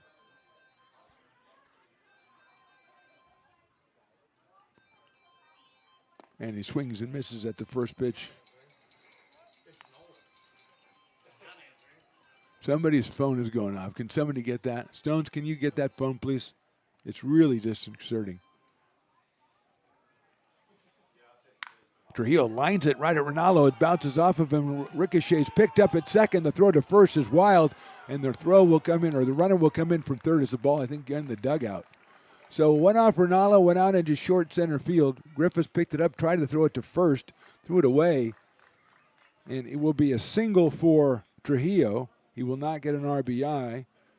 Coming in to score is Gamble. Catalano ends up at third, and we're going to have an error on the throw. That'll be the second error for the Potters, and we're going to have a meeting at the mound here to try to settle everybody down. The ball was hit really hard by Trujillo off of Ronaldo at shortstop, and Griffin trying to make something out of nothing. His throw to first was wild. So Gamble scores the first run of the game. 2 hits in the inning for the Red Tails and 2 errors for the Potters. And we're at 6-1. And it's happened all 3 games now, Riley. The Potters have been up a big lead, and here come the Red Tails. First game was 9-0. Yesterday, 11. And now it is 6. And it's 6-1. But we have 2 on and just 1 out here in the 6th. And Caden Santa Maria will be the hitter. He has been hit by a pitch and been struck out. So Caden is 0 for 1, and he's got 2 runners in scoring position in Catalano and Trujillo. And that is in the dirt.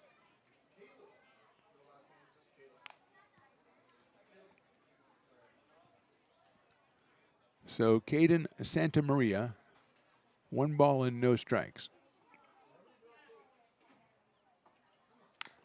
Chopper down the first baseline, foul first base. Coach, nice play. I think that's Beckett Montgomery over there. Scooped that one up and then just tossed it somewhere they were supposed to toss it. Now he has to go pick it up. Over 1,000 fans in the building again. So tremendous first 7 games, tremendous response by the fans in Lincoln and in Placer County, surrounding areas, coming out here supporting the Potters. trying to get them to their 6th win in 7 games. More importantly, coming out and having a good time. Family friendly, affordable, family friendly fun in Placer County. Something like that.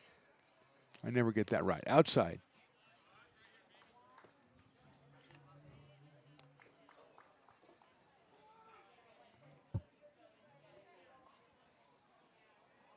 Let's hear those cowbells, Potter fans.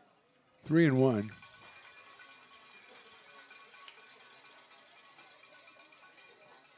Swing and a miss, 3-2. If Montgomery's coaching first, that means that Aiden Romero is on deck to bat for Montgomery.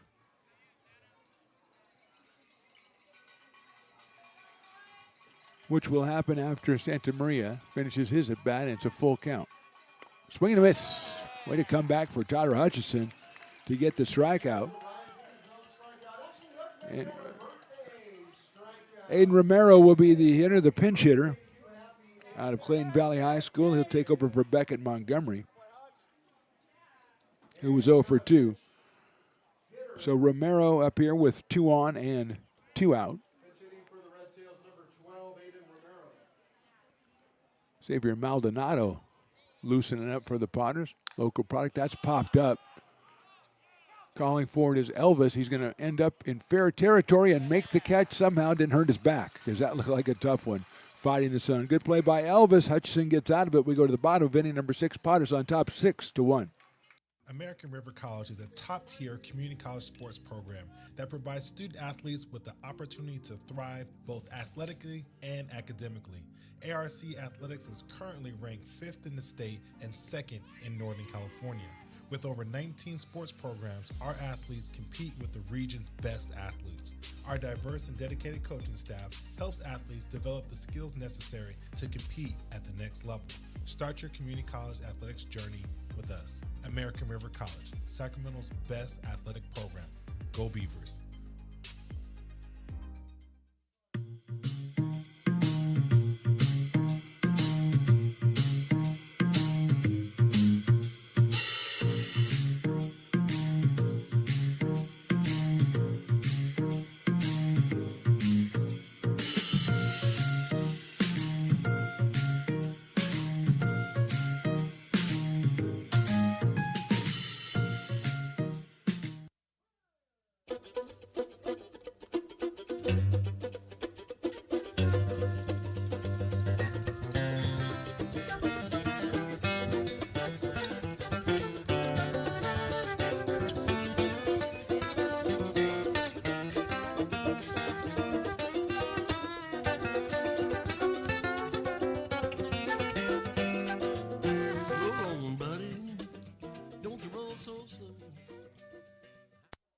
Being a laborer means everything.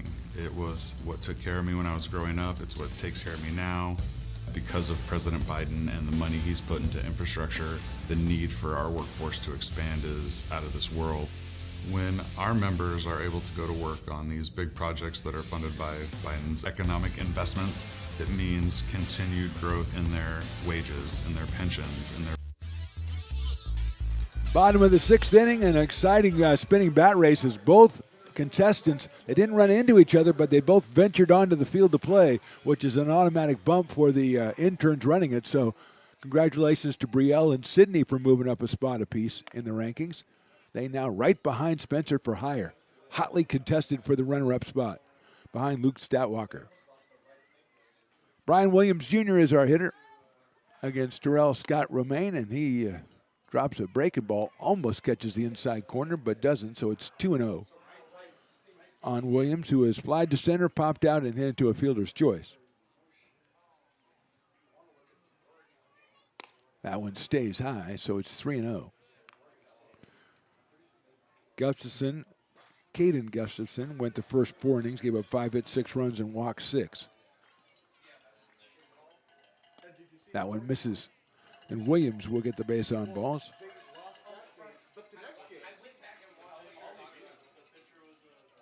Ninth walk issued by the Red Tails. And here comes Brett Griffiths. 2 for 5 with a home run last night. He's flied out to left. He's popped to first, and he is singled today. So he is 1 for 3, 3 for 8 in the 2 games. Out of Sacramento, California, Jesuit High School, American River College, and Ball State University, Brett Griffiths. Takes a fastball and takes a strike, 0-1. 87 from Scott Romaine. Terrell Scott Romaine from Chabot College. The second pitcher for the Red Tails here on this Sunday afternoon. He'll go over to first base. That one was about 92 to first base. But back in is Williams, and they've seen Williams running enough this weekend. They know he is going to try to get as much as he can and then take off.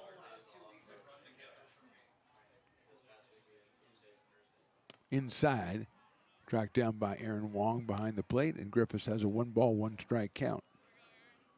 Again, he's got mom and grandma and everybody. Great-grandma, I think, is in Oregon, and grandma's in Redding. He's got family all over the place is what I'm saying. He's got a high fly ball, short center field, going out the shortstop and the second baseman. They make way for the center fielder, who comes all the way in, almost into the infield. Soper comes all the way in and makes the play, although that's Danny Trujillo who's taken over out there. So Trujillo comes all the way in and makes the catch for the out. 1 out here, and here is Ethan Liao.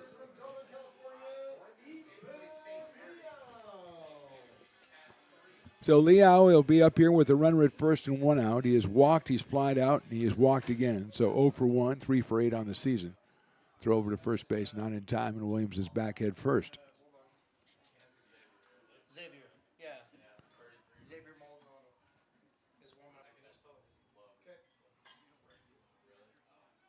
There goes the runner off speed pitch. The throw is on point, but not on time, and Williams is in. Really good throw by Aaron Wong. Got rid of it as soon as he could, and it's right on the money, but Williams there just ahead of it. I think we have a 2-ball, no-strike count. 2 balls and no strikes.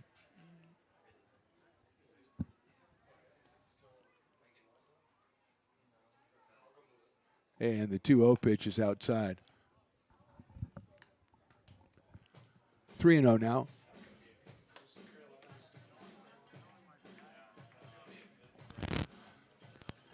Three balls, no strikes.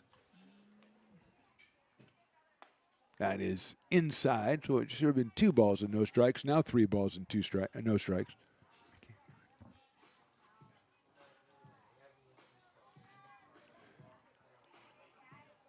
Williams at second base.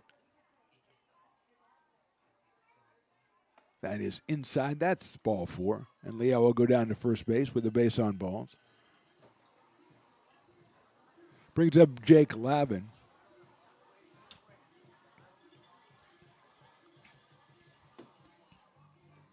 Jake has flied out twice and singled, so 1 for 3. He scored a run back in the first inning.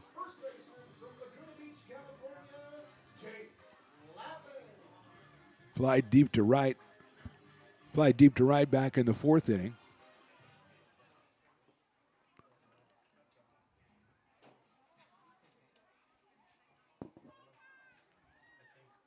That one drops in for a strike. 0-1. Lavin, 1 for 3 today. That makes him 9 for 19 on the season with 8 runs scored out of Laguna Beach. Williams takes off, swing and a miss. Comes all the way back to the screen. Was that a foul ball? Yes, I guess it was, because they gave the catcher a new ball. So it's a foul ball. And everybody will go back to their respective spots. 0-2 on Jake Lavin. Ryan Villanueva will be next for the Potters. 1 out here in the inning. Williams and Liao on via the walk.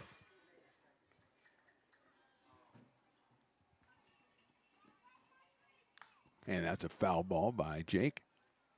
So it's still 0-2.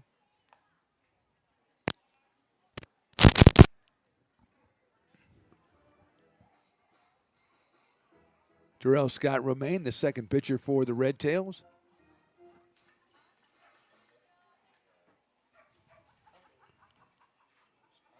That's in the dirt. Wong snapped it up. 1 ball and 2 strikes.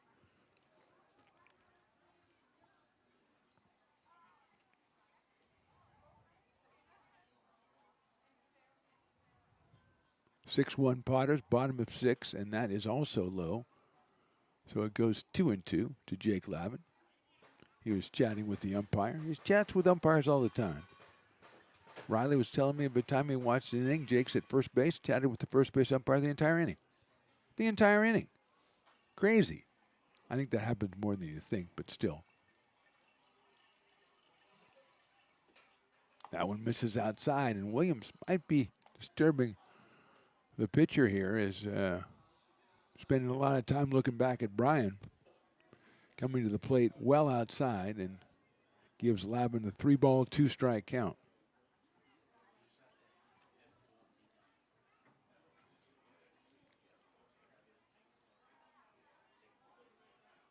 And that's ball 4. So Lavin works him all the way from 0-2 to get the base on balls. That's his 8th base on balls this weekend. Bases are loaded. And Ryan Villanueva coming up to the plate. Villanueva was the first batter that Terrell Scott Remain faced back in the 5th inning, and Villanueva laced a single into left center. So he has walked twice and singled. He is 6 for 13 on the season with 4 runs batted in. Aaron Wong goes out to talk to his pitcher. And the manager, Christian Merriweather, comes partway out to talk to Aaron Wong. So he doesn't get charged for a visit or anything. He just comes out, just kind of inches out of the dugout, talks to Wong.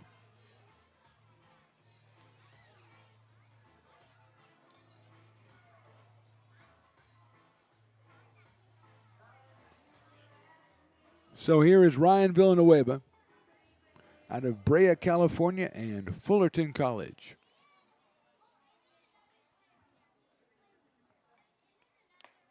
Fastball is a strike. 0-1. 87 miles an hour for Terrell Scott Remain. He's been up there right around 87, 88 with the fastball. Villanueva waves at an off-speed pitch, so it's quickly 0-2. 1 out in the inning. 3 walks have loaded the bases. Williams, Liao, and Lavin.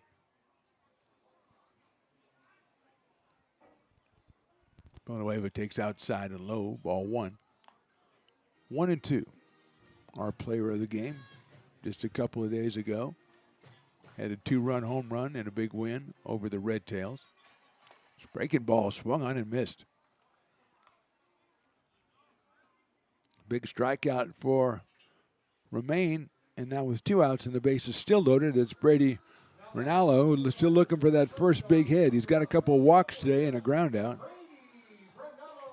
It's a good time for that first big hit. Breaking through for Brady Rinaldo with the bases loaded here in the 6th inning.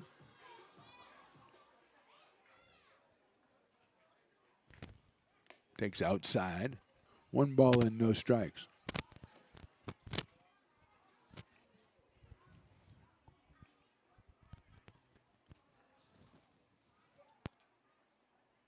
That's in the dirt. Nice pickup by Aaron Wong. He just scooped that up effortlessly on the backhand. It's 2-0 on Rinaldo. Tristan Russell on deck.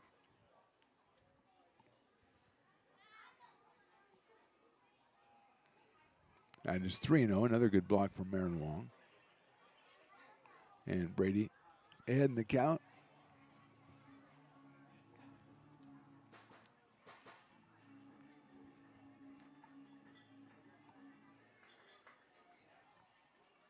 That is in there for a strike.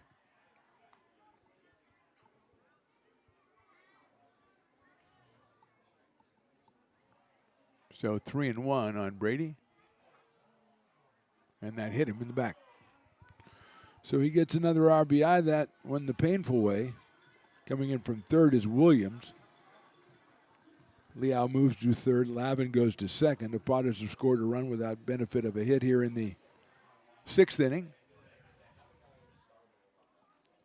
And Tristan Russell is scheduled to be the next hitter. We've got another meeting at the mound with Coach Christian Merriweather, his pitcher and his catcher. We have a guy out in the left field who's like loosening up. Now, we did have Rockmore throwing earlier in the game, but that was quite some time ago. It doesn't look like they really have anybody ready right now.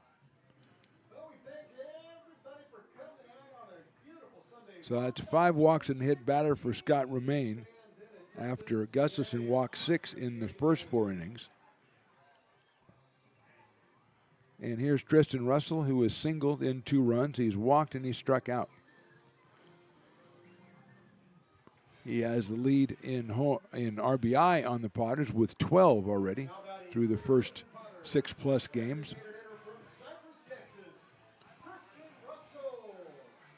Next weekend, the Athletic Express will come in for a Friday and Saturday night affairs, and then Sunday afternoon as the throw goes down to first after the ball 1 to Tristan Russell.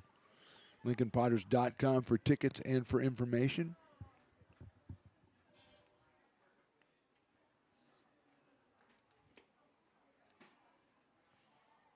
Russell takes a fastball outside.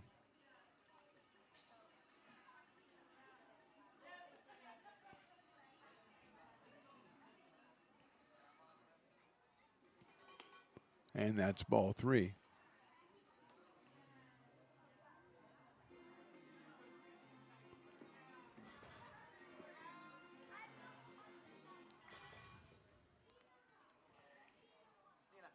Russell takes a strike, so it's 3-1.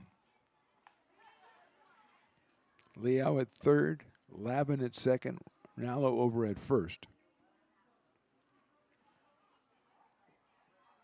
That one is outside, ball 4. So Liao will score. RBI for Russell on the bases loaded walk is his 13th of the season. And Cal Elvis is the next hitter.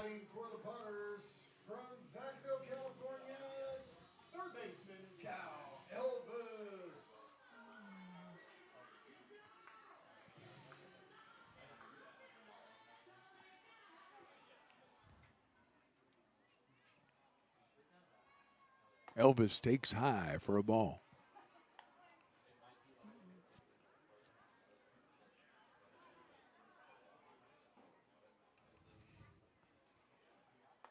Same place, same result. 2 balls and no strikes on Cal Elvis. Kenneth Winters to follow. Potters have scored twice. They have the bases loaded. 4 walks and a hit batter. That one is in there for a strike. 2-1.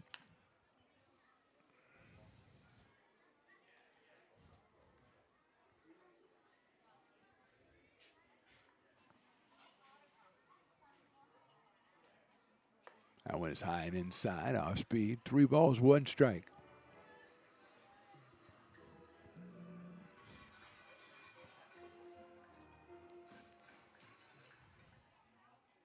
And ball 4. Lavin scores. Everybody else will move up. Elvis will pick up another RBI, his second today. 3rd run in the inning for the Potters. They need it 9-1 now. And Kenneth Winters is our hitter. And now batting for your Potters from right here in Lincoln, left fielder Kenny Winters. Winters is flied to right and an RBI single hit into a 6-4-3 double play. So 1 for 3 for Mr. Winters. 5 for 22 on the season. He's got the bases loaded and 2 outs here in the bottom of inning number 6. And he takes a ball.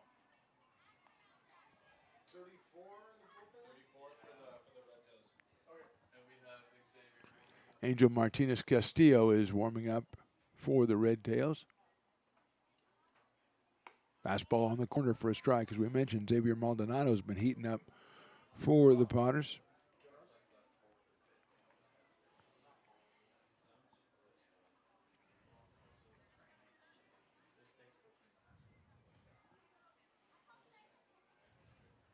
That one misses outside, off speed, 2-1.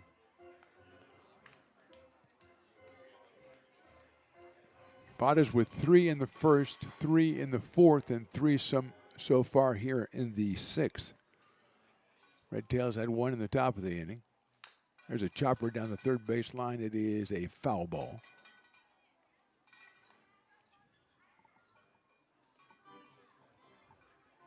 Aiden Romero has taken over at third for Montgomery after he pinch hit for Beckett.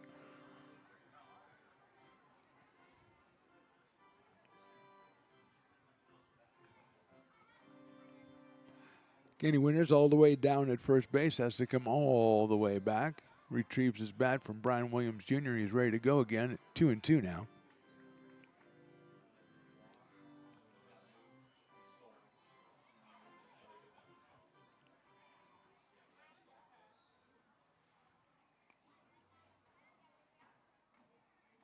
Check swing didn't go, down low. So full count, bases loaded, 2 outs. Bottom of inning number 6 here in front of over 1,000 fans at McBean Stadium in lovely Lincoln, California. It's quite lovely today. Swing and a miss. He got him on strikes. So the Potters score 3 times in the 6th. We go to the 7th. Potters 9, Red Tails 1. When it comes to your home's maintenance and repairs, Jeffers Resource Group has you covered. Our handyman services offer a comprehensive range of expertise, from minor carpentry to drywall, electrical and flooring for property managers, landlords, and renters alike. We ensure that every job is completed to the highest standards, so you can have peace of mind. Contact us today to discover how Jeffers Resource Group can help keep your home in top shape.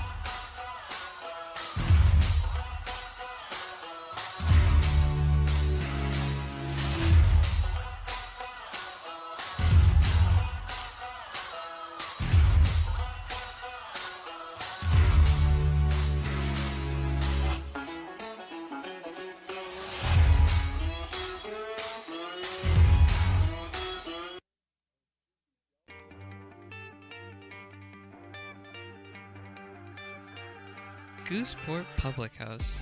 We have sports on 10 big screen TVs, 23 beer taps with classics and crafts. Top of the 7th inning, Potters on top 9-1. We've got a new pitcher. We've got a new hitter, Kobe Rollings, on to bat for Julian Delphin, and he'll face the left-hander Xavier Maldonado, making his 3rd appearance of the season. His fastball is high for a ball. So Delphin was 1 for 1 with a walk, and he is replaced by Kobe Rowling, who started the first 2 games of the season for the Red Tails. He chops that one foul. So Maldonado has pitched 2 innings. He's given up 2 hits, 1 unearned run, walked 1 and struck out 2. So he is up here to face Rolling, and then Aaron Wong is scheduled next, and Jackson Huffman. Hit sharply down to first base. Nobody covering, so Maldonado's going to have to hurry. He won't get there in time. So a mental error by Maldonado as Lavin backhanded it, turned away to pitch it to first, and nobody was there. Rolling will get the credit for an infield single, as even if they would have made the play, I don't think they would have got Rolling at first base. So that's the 5th hit for the Red Tails. Aaron Wong is the scheduled hitter. He is up there, number 23.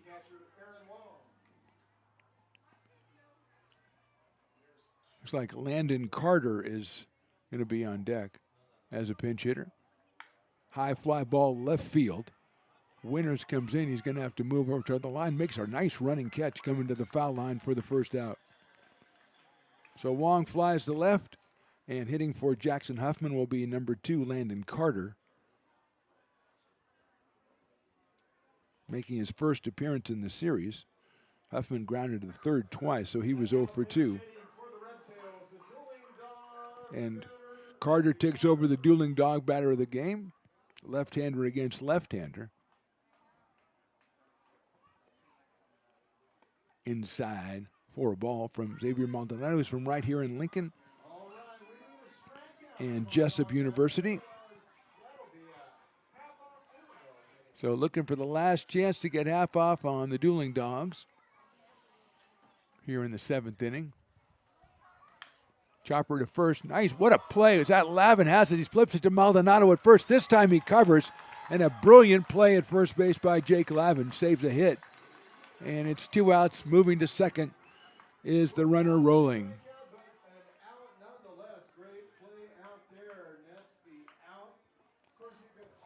Didn't get to dueling dogs, but boy, we're treated to a fantastic play as Lavin reached out and backhanded that to the furthest extent he could stretch, and he made the play.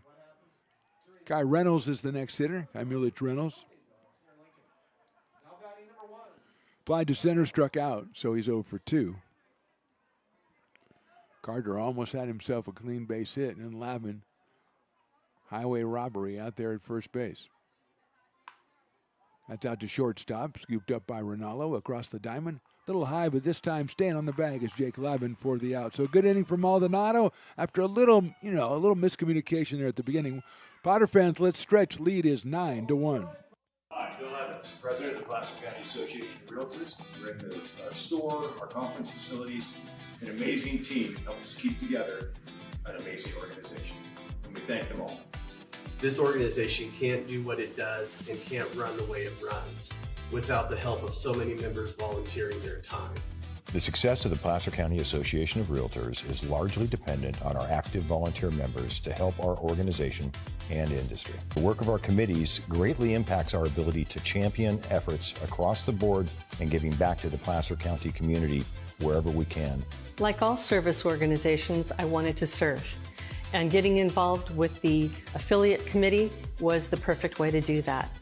I love being able to serve my community with my business friends and other leaders and give back to those who are in need. The thing I love about the PCAR committees is they all work toward the same goal of bringing the community together to support those in need in our surrounding area. I instantly came to the meeting and had a wonderful time, felt like I was a part of something bigger, and it was just the start of my leadership journey.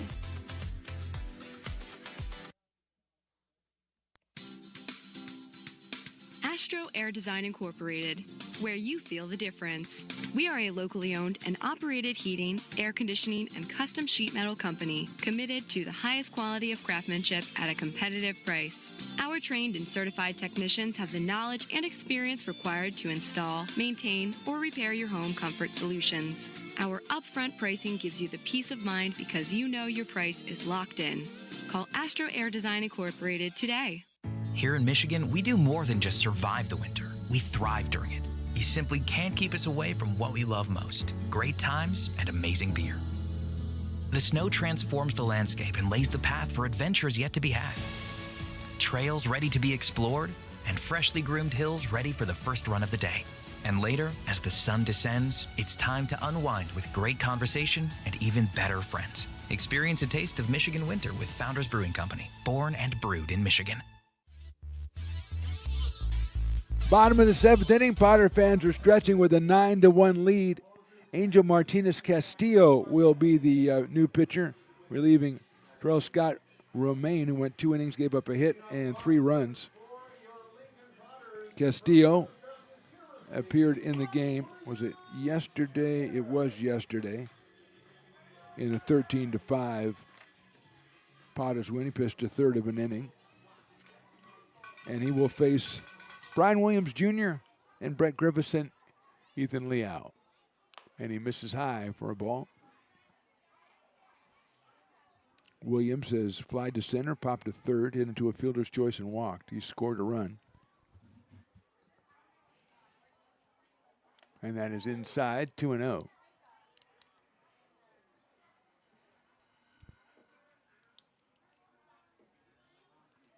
Brian Williams from Midwest City, Oklahoma, and attends Dallas Baptist University, and pops that up right side. Santa Maria giving chase into foul territory. Still moving over, reaches up. Does he make the play? I don't know. I couldn't see. The dugout's blocking me up. He did make the play, and Williams is retired. It's a good play over there by Santa Maria at first base, having to follow that one all the way over to the dugout. So 1 out here in the 7th, and Brett Griffiths will be our hitter. The second baseman is flied to left, popped to first, singled, and flied to center. So he is 3 for 9 in his short stint as a Potter. And he takes a little bit too high for a ball, 1-0. There you go, Riley. 2 hands, 2 drinks. And that's even more important because it's last call. A guy who goes and gets a couple of drinks at last call is a very valuable fan. Griffith swings and misses. That is 2 strikes, I believe, on Brett.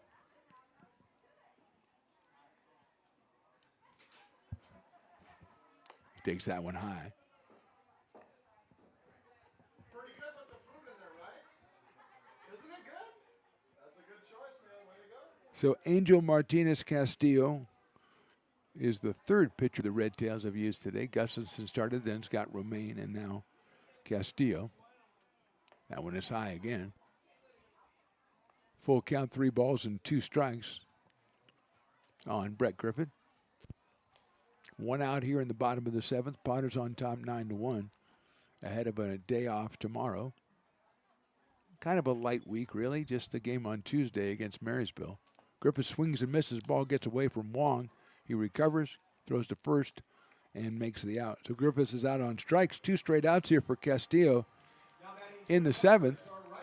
And Ethan Liao will be the hitter. He's walked 3 times and fly to left. Scored 2 runs. He now has 7 runs scored on the season.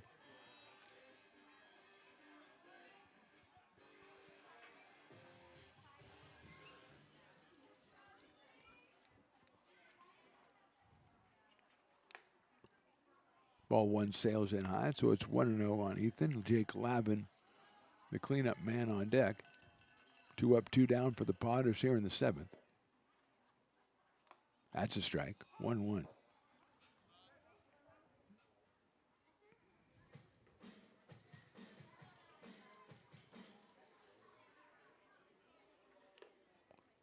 Delivers inside for a ball. So it's 2-1 on Ethan out of Dublin, California, and Gardner-Webb College or University. Joshua Gentile, the big right-hander out of Stockton, also Gardner-Webb University. So a pair of Potters coming to us from the Fighting Bulldogs.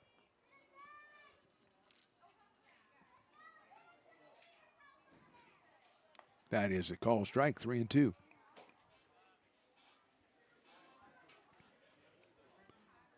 Castillo had trouble with the control in his first appearance during this series. He is settled in right here, but he does have a 3-2 pitch coming, and it is just a little high, ball 4. And Liao has gotten his 4th walk of the day. He'll go down to first base with 2 out, and Jake Lavin will be the hitter. Left-hand hitting first baseman from Laguna Beach, California, has singled, flied to left, flied to right, and walked. He scored 2 runs. He has 9 runs scored already on the season. And he made a tremendous defensive play in the top of inning number 7.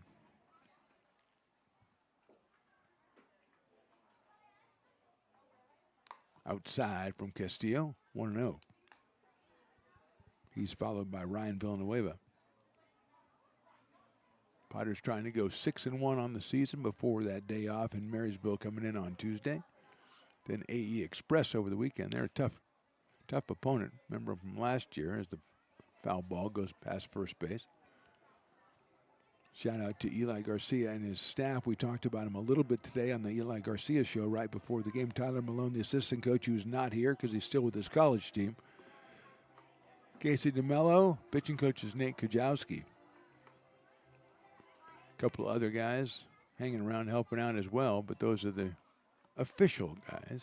That is outside and the throw to second base on the steal, and Lau was in there with that stolen base.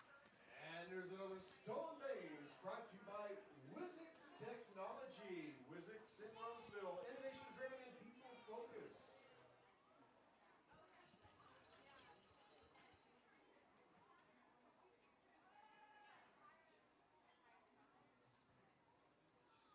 So Lavin waits with the runner at second base, and that one just misses.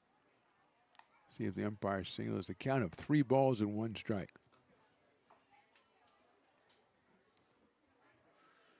Lavin's walk, I think that was his 8th walk in the series, his last at bat. Make that a call strike on the inside corner. He'll have to go retrieve the bat, as he erroneously thought he had walked.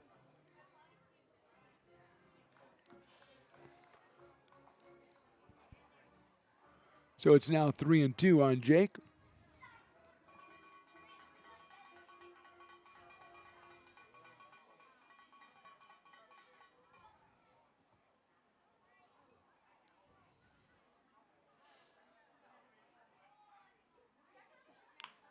It's in the right center field. That's a base hit.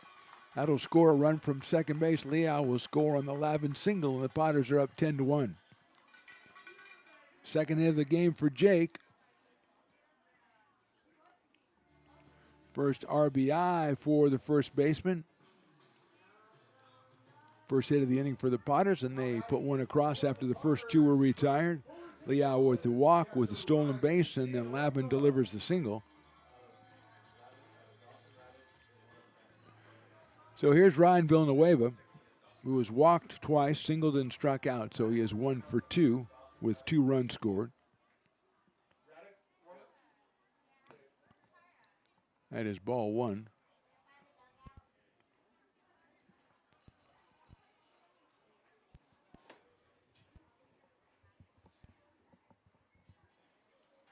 Check swing, that's a strike, 1-1.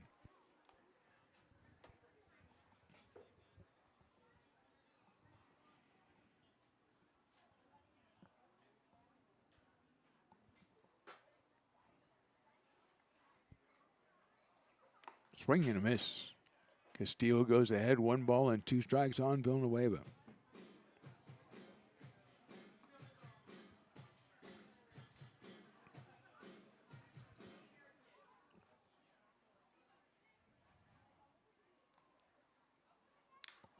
Popped up right side, and it'll be out of play.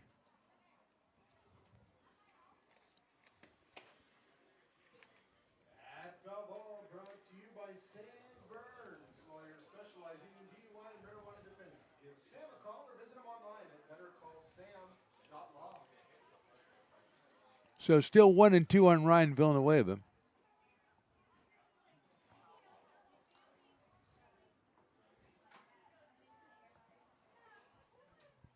Lavin first. And that is called strike 3. So the Potters score once in the 7th. We'll go to the 8th. They're on top, 10-1.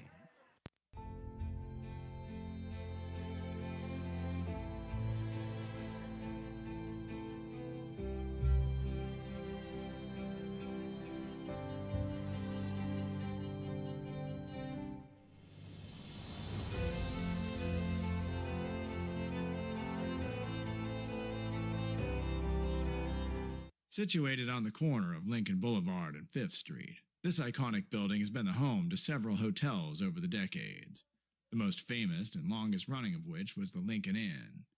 Having undergone several renovations and architectural changes, this building is the current home of Old Town Pizza, which boasts not 1 but 2 floors for your dining enjoyment, including open-air seating on the roof. Stop in for a slice today.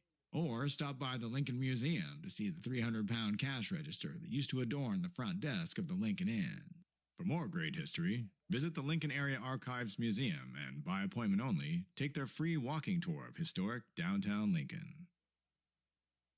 I'm Bill Spear, North Valley president of 5 Star Bank. In a time when business can feel so uncertain, we're here for you every step of the way.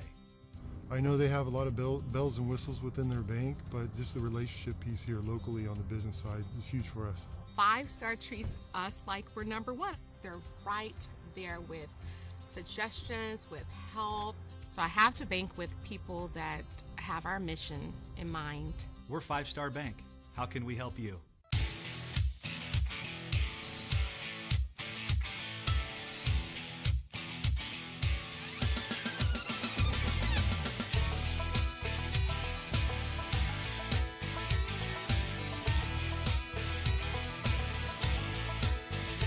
Well, I walk into the room, passing out $100 bills, and it kills and it thrills like the horns on my Silverado grill. And I buy the bar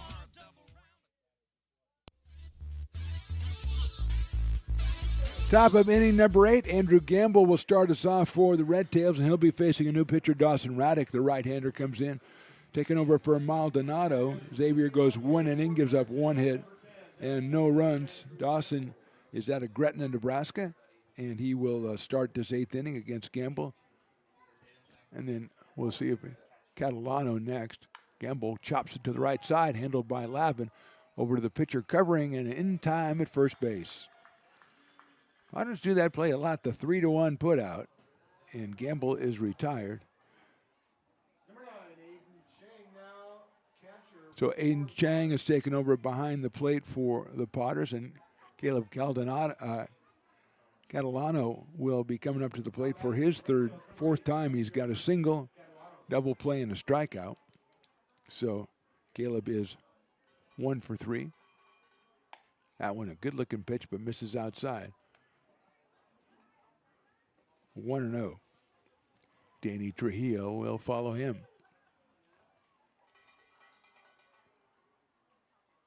Outside for a ball.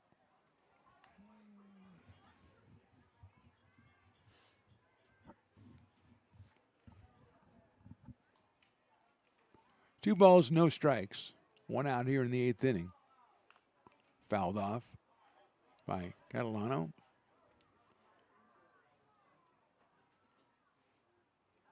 So Aiden Chang, the new catcher, catching the new pitcher, Dawson Raddick.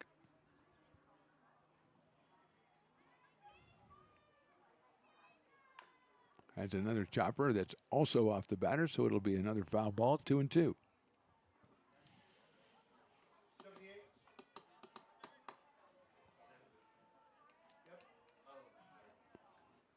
Beautiful day for baseball out here. Got the breeze coming through, makes it even more pleasant.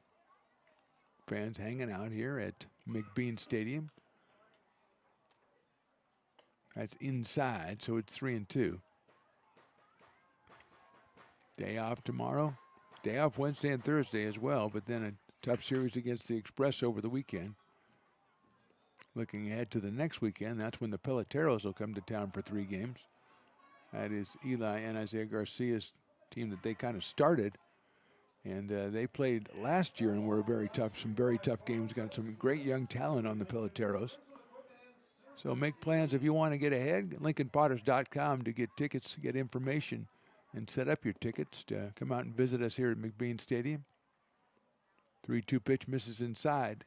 And Catalano will reach base for the second straight time, this time via the walk. And Danny Trujillo will be the hitter. He came on for Soper in the 6th inning and banged a single. Lined it off Bernalo at shortstop. So Danny is 1 for 1.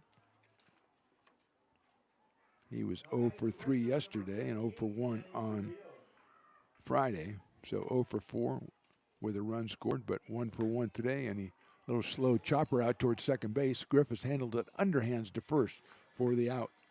Moving to second is Catalano, but now 2 outs in the 8th. And Caden Santa Maria is the scheduled hitter. And that's who will be striding up to the plate, number 24. And what I think we decided were forest green jerseys. Riley, did we make that decision? 'Cause with kind of white and red on the sleeves, white numbers. Good look for the Red Tails. I mean, the Red Tails, so, you know.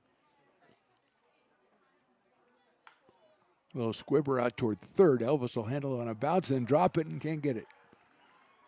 So it's an error on the third baseman. As third error for the Potters today. And first and third now We've got Aiden Romero coming up. Now batting for the Red Tails, number 12, Aiden Romero. Romero came on in the sixth inning to hit for Beckett Montgomery and popped to third. Hit a high pop-up that Cal Elvis corralled somehow on the third base line. Hits it sharply into right field. That'll be a base hit. And drive in a run as Santa Maria goes to second base. RBI single for Aiden Romero. An unearned run for the Red Tails, but a run nonetheless. And it is now 10-2 in this one. And Kobe Rolling is the next hitter. Santa Maria goes down to second and no further as Leo came up throwing from right field. Rolling came on in the seventh inning. He had a base hit. Hit it down to first base, and Maldonado, who was pitching at the time, didn't cover. And Jake Lavin had nobody to throw the ball to. Rolling beats it out and gets the single. Pops that one over, left side out of play.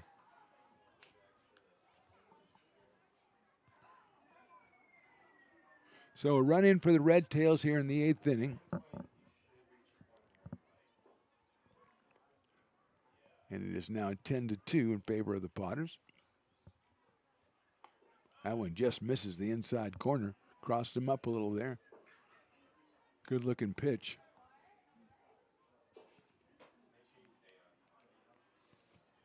Rolling started the first two games.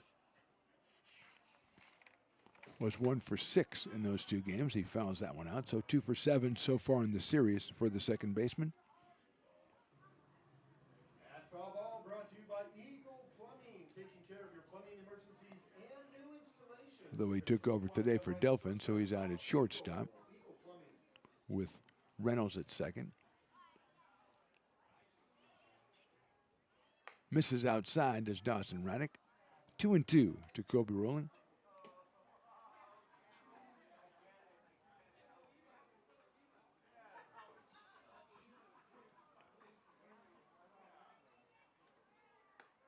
Thought about it, didn't go, and that is ball 4, I guess. There you go. So now the Red Tails have the bases loaded here. A hit, 2 walks, and an error in the inning. And Aaron Wong, the catcher, is the batter. Now batting number 23. He struck out twice, and he's flied to left. And he takes outside corner for a strike.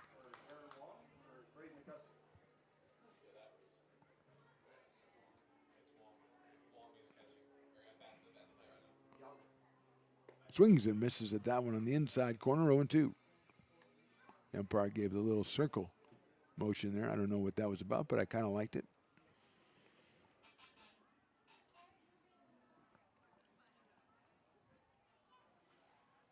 Oh, 2 on the way. Chopped right back to the pitcher. He's going to run 2/3 of the way over, underhanded to first, and that's the end of the inning. 1 run on, 1 hit. We will go to the bottom of the 8th inning. Potters 10, Red Tails 2.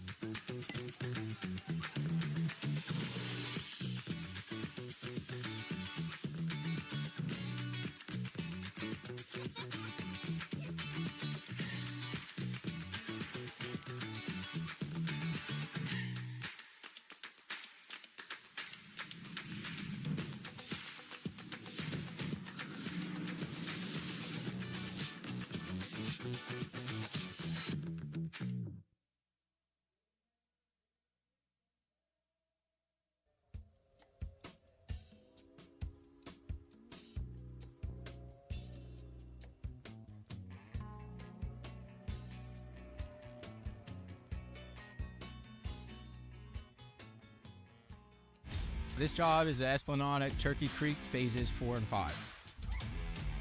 Our scope of work for this project is full scope, so we've got all the underground, all the joint trench, and all the top side included with it. We're putting in sewer pipe, manholes. We're not doing services yet. We go through and do all the main line, and then we come back and do all the services after that. I would say this project right here, the one we're working on, is probably about a 2-month project. It's very costly to the developer, so beating the schedule is very important, more important than most projects. It's got a lot of groundwater, so we've got an extensive groundwater pump system in place. It's just cool to be a part of the built environment and know that for the next 100 years that people are going to use and enjoy what we've created here today.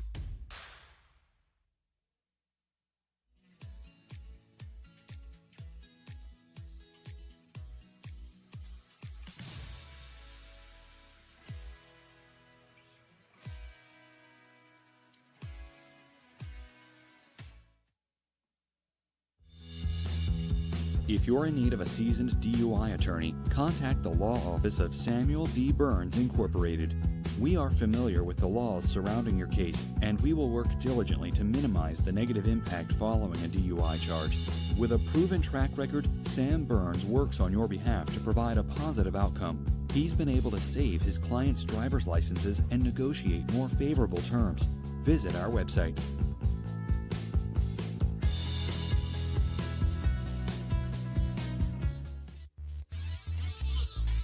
Bottom of the 8th inning, Potters 10, Red Tails 2. Brandon Rockmore, the new pitcher. The right-hander will become the 4th pitcher for the Red Tails. Gustafson, Scott Romaine, and then Castillo, who went an inning, gave up a hit, a run, a walk, and struck out 2. And now Brandon Rockmore. He'll face Brady Ranallo, who takes a strike. Followed by Tristan Russell and Cal Elvis for the Potters here in the 8th.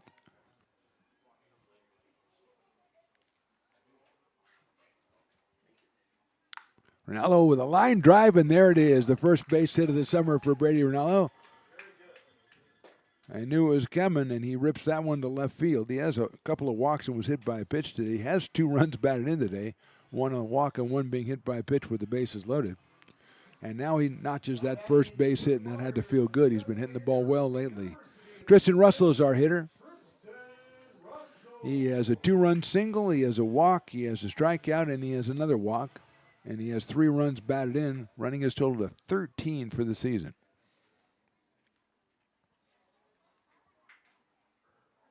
Fouls that one back to the screen. 0-1. Cal Elvis retrieving the foul ball, throwing it to the very large ball boy. 0-1 on Tristan Russell from Cypress, Texas. In the dirt, nice stop by Aaron Wong. He's really been adept at keeping the ball from going back to the backstop as much as possible in this game. His first appearance of the series.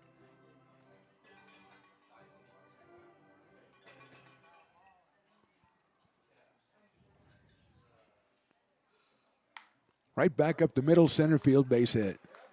Stopping at second is Ranallo, and Russell has his second hit of the game. He is 2 for 3. And with 2 straight hits, the Potters have runners at first and second. Nobody out, and Cal Elvis, the hitter. Ground out to third, RBI single, walk, RBI walk for Elvis. So 1 for 2 with 2 runs batted in for the third baseman out of Vacaville, California. And UCSD, University of California at San Diego. Beautiful country down there. Or some call it Santiago. I prefer San Diego.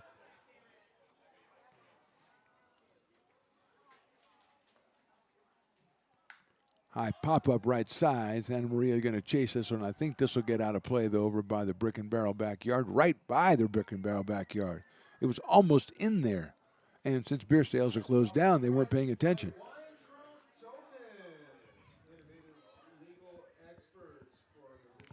Tuesday, when the Marysville Giants visit, for I think their only visit of the year, it will be a 2 for Tuesday, so there will be a lot of beer specials. So if you want to come out to a game that has a lot of beer specials, maybe on a weekday evening, come out here, 6:35 first pitch. Should be about 88, 90 degrees, something like that day, and a little cooler at first pitch.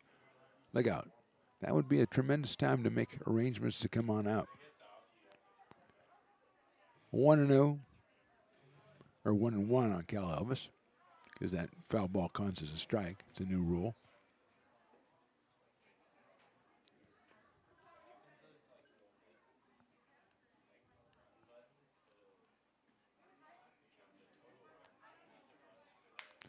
hit sharply into left field, giving chase over in left field is Carter. He'll make the catch and return it immediately into the infield. Solid strike from Cal Elvis, but he is retired, and that'll bring up Kenneth Winters.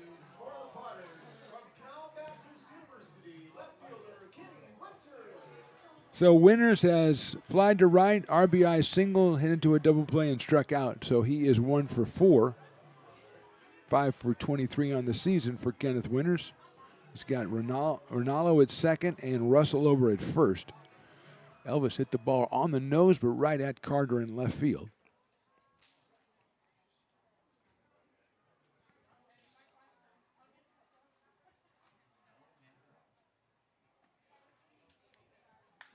Slice down the first baseline. That's a fair ball.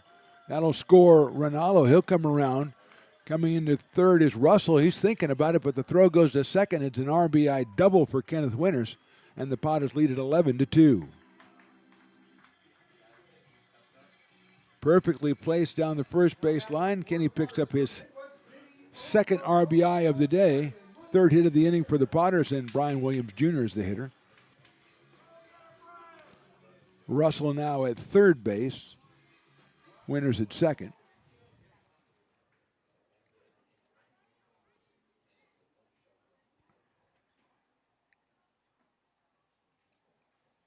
Rockmore from the windup. Williams takes strike inside corner on a breaking ball. 0-1. Brian has flied to center, popped to third, reached on a fielder's choice, walked, and then popped to first.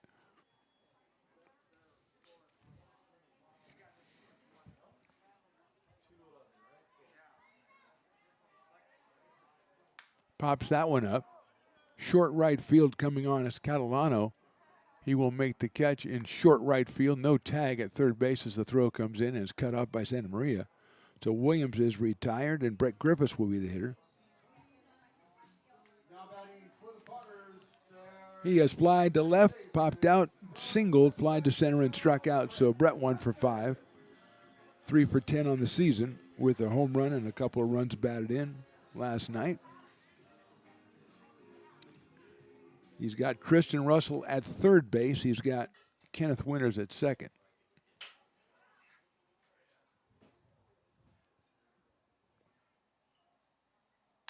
Chopper down to third. Handled over there by Romero. Over to first for a step. He got him. So 1 run for the Potters in the 8th. They'll go to the 9th, try to shut this down and win this series. They lead at 11-2. Hi, Bill Evans, President of the Placer County Association of Realtors. We're in the store, our conference facilities, an amazing team helps keep together an amazing organization. And we thank them all. This organization can't do what it does and can't run the way it runs without the help of so many members volunteering their time. The success of the Placer County Association of Realtors is largely dependent on our active volunteer members to help our organization and industry. The work of our committees greatly impacts our ability to champion efforts across the board and giving back to the Placer County community wherever we can. Like all service organizations, I wanted to serve. And getting involved with the affiliate committee was the perfect way to do that. I love being able to serve my community with my business friends and other leaders and give back to those who are in need. The thing I love about the PCAR committees is they all work toward the same goal of bringing the community together to support those in need in our surrounding area. I instantly came to the meeting and had a wonderful time, felt like I was a part of something bigger, and it was just the start of my leadership journey.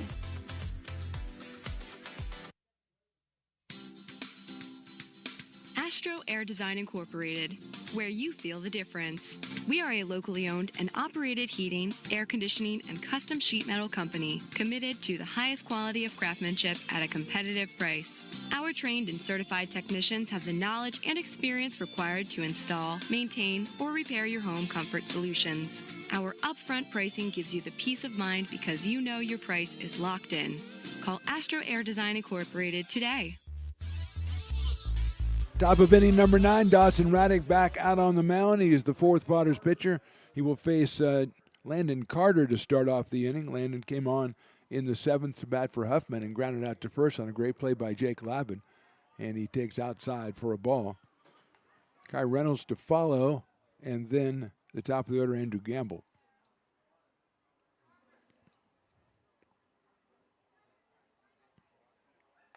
Carter watches that one go outside, so it's 2-0 on Landon.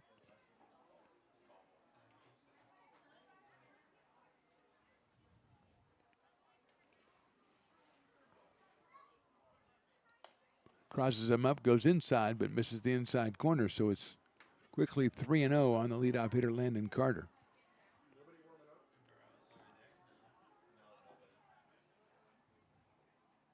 And Carter takes the 4-pitch walk. Oh, he showed. I just think he turned the umpire and said, I swung at that. And so he put the bat out. It didn't look like a full swing, but he turned the umpire, I swung at that. And he took that one, and it's ball 4. Of course, I could be wrong on that. Coaching staff says Kenny Winter is player of the game. Coaching staff says. Kai Reynolds is the hitter. Now batting number 1, Kai Reynolds.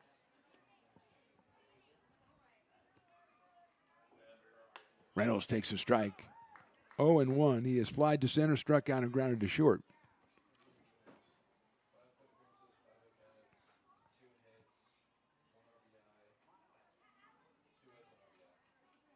Swings and misses at that one, 0-2. What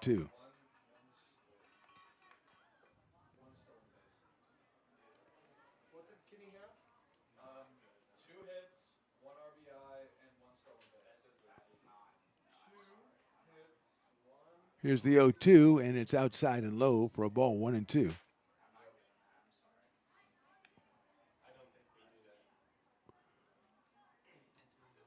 One and two on Reynolds. Carter at first base.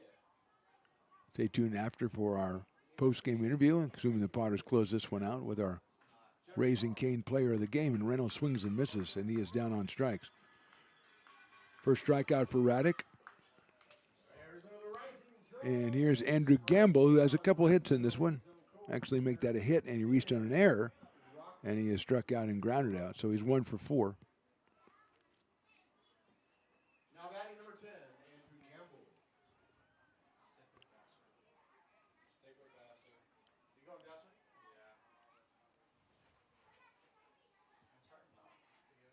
Gamble takes outside corner, call strike 1. 0-1 on Andrew Gamble. Caleb Catalano on deck.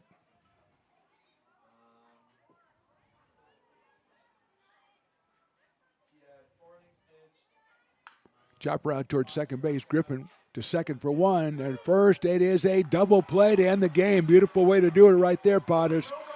4-6-3, and that's your ball game. Our final score, Potters 11, Red Tails 2. We're back with our post game right after this on the Stones Broadcast Networks.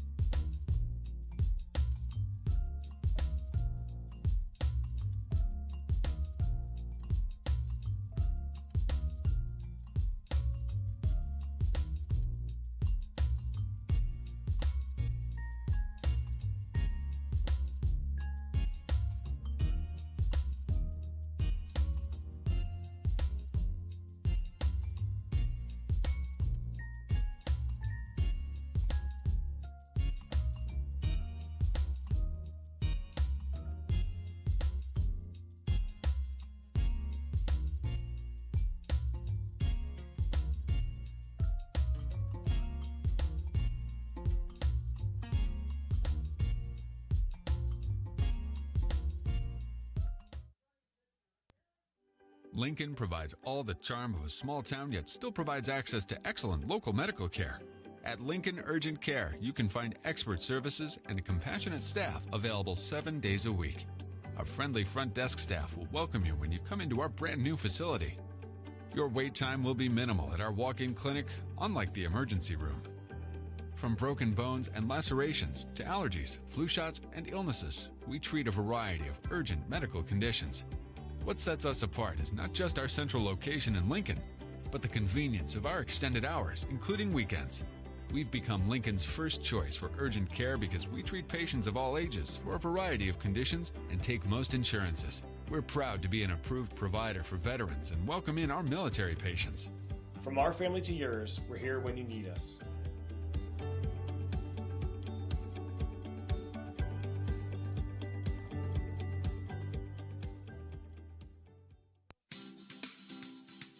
Astro Air Design Incorporated, where you feel the difference.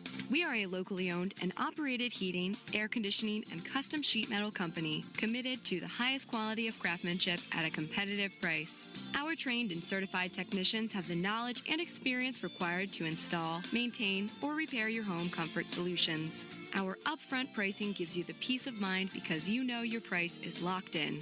Call Astro Air Design Incorporated today.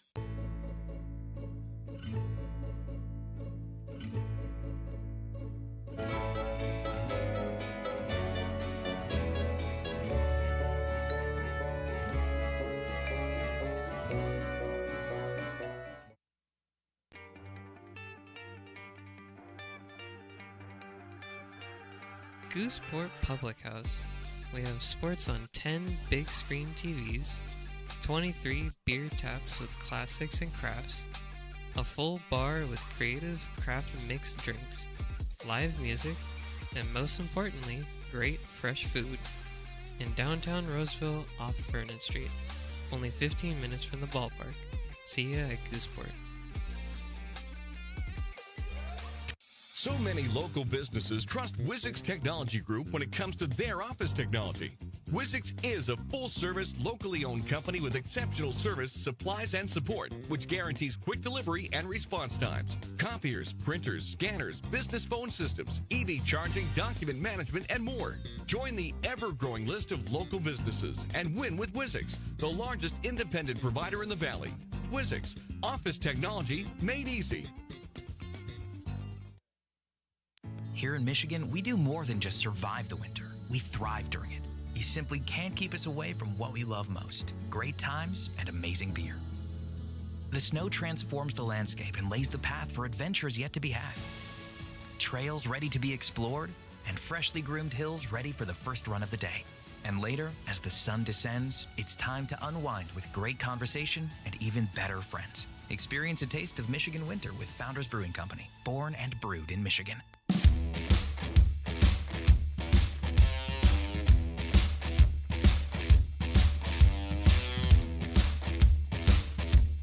And now it's time for our Raising Cane's Player of the Game interview. Right here on Stone's Broadcast Networks.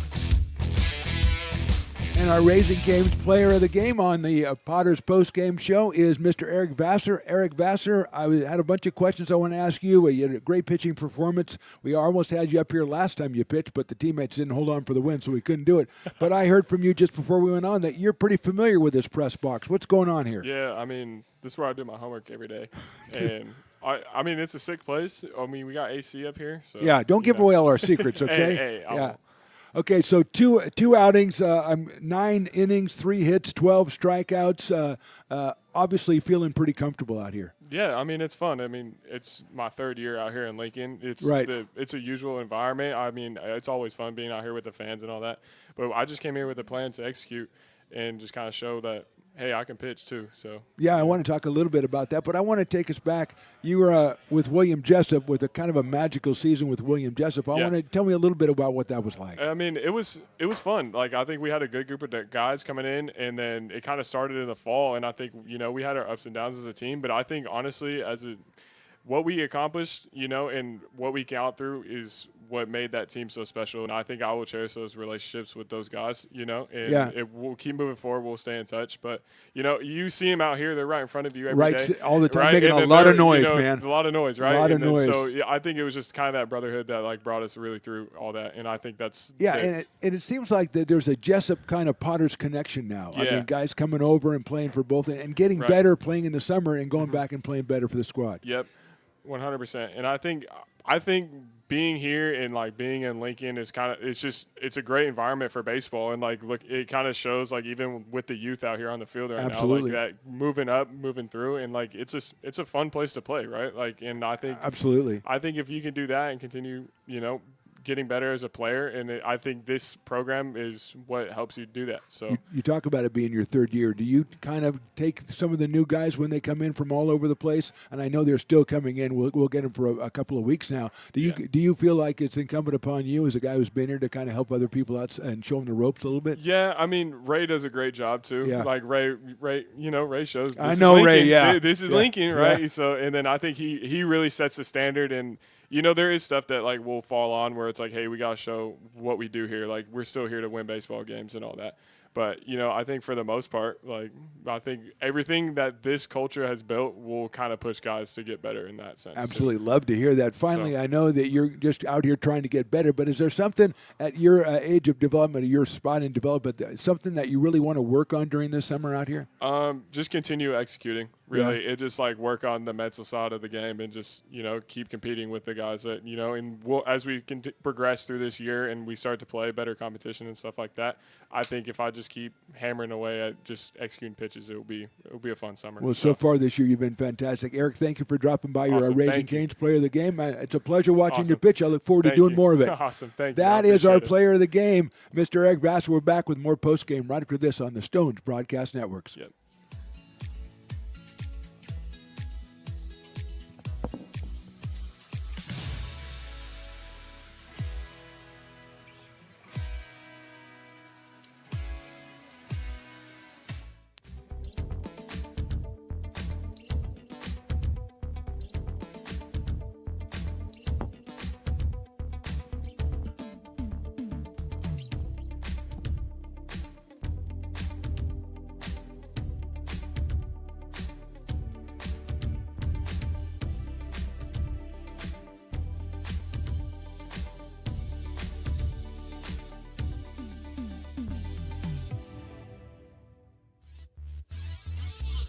Back at the postgame, Mark the Phantom Low here with you. Just looking at the box score, Eric Vassar, who was our postgame guest. What a great treat to meet him. 4 innings, 1 hit.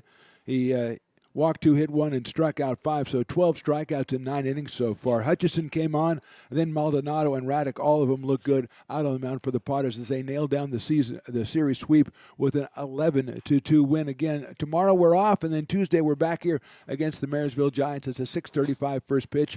Watch it on Stones Broadcast Networks or Lincoln Potters Baseball YouTube, and I urge you to subscribe to those 2 entities so you'll never miss a game. On behalf of me, Mark the Phantom Low, that's Riley the engineer, Willie Preston's over here. There's a bunch of weird interns hanging around. We don't care. We just say thanks for watching, and we'll see you next time.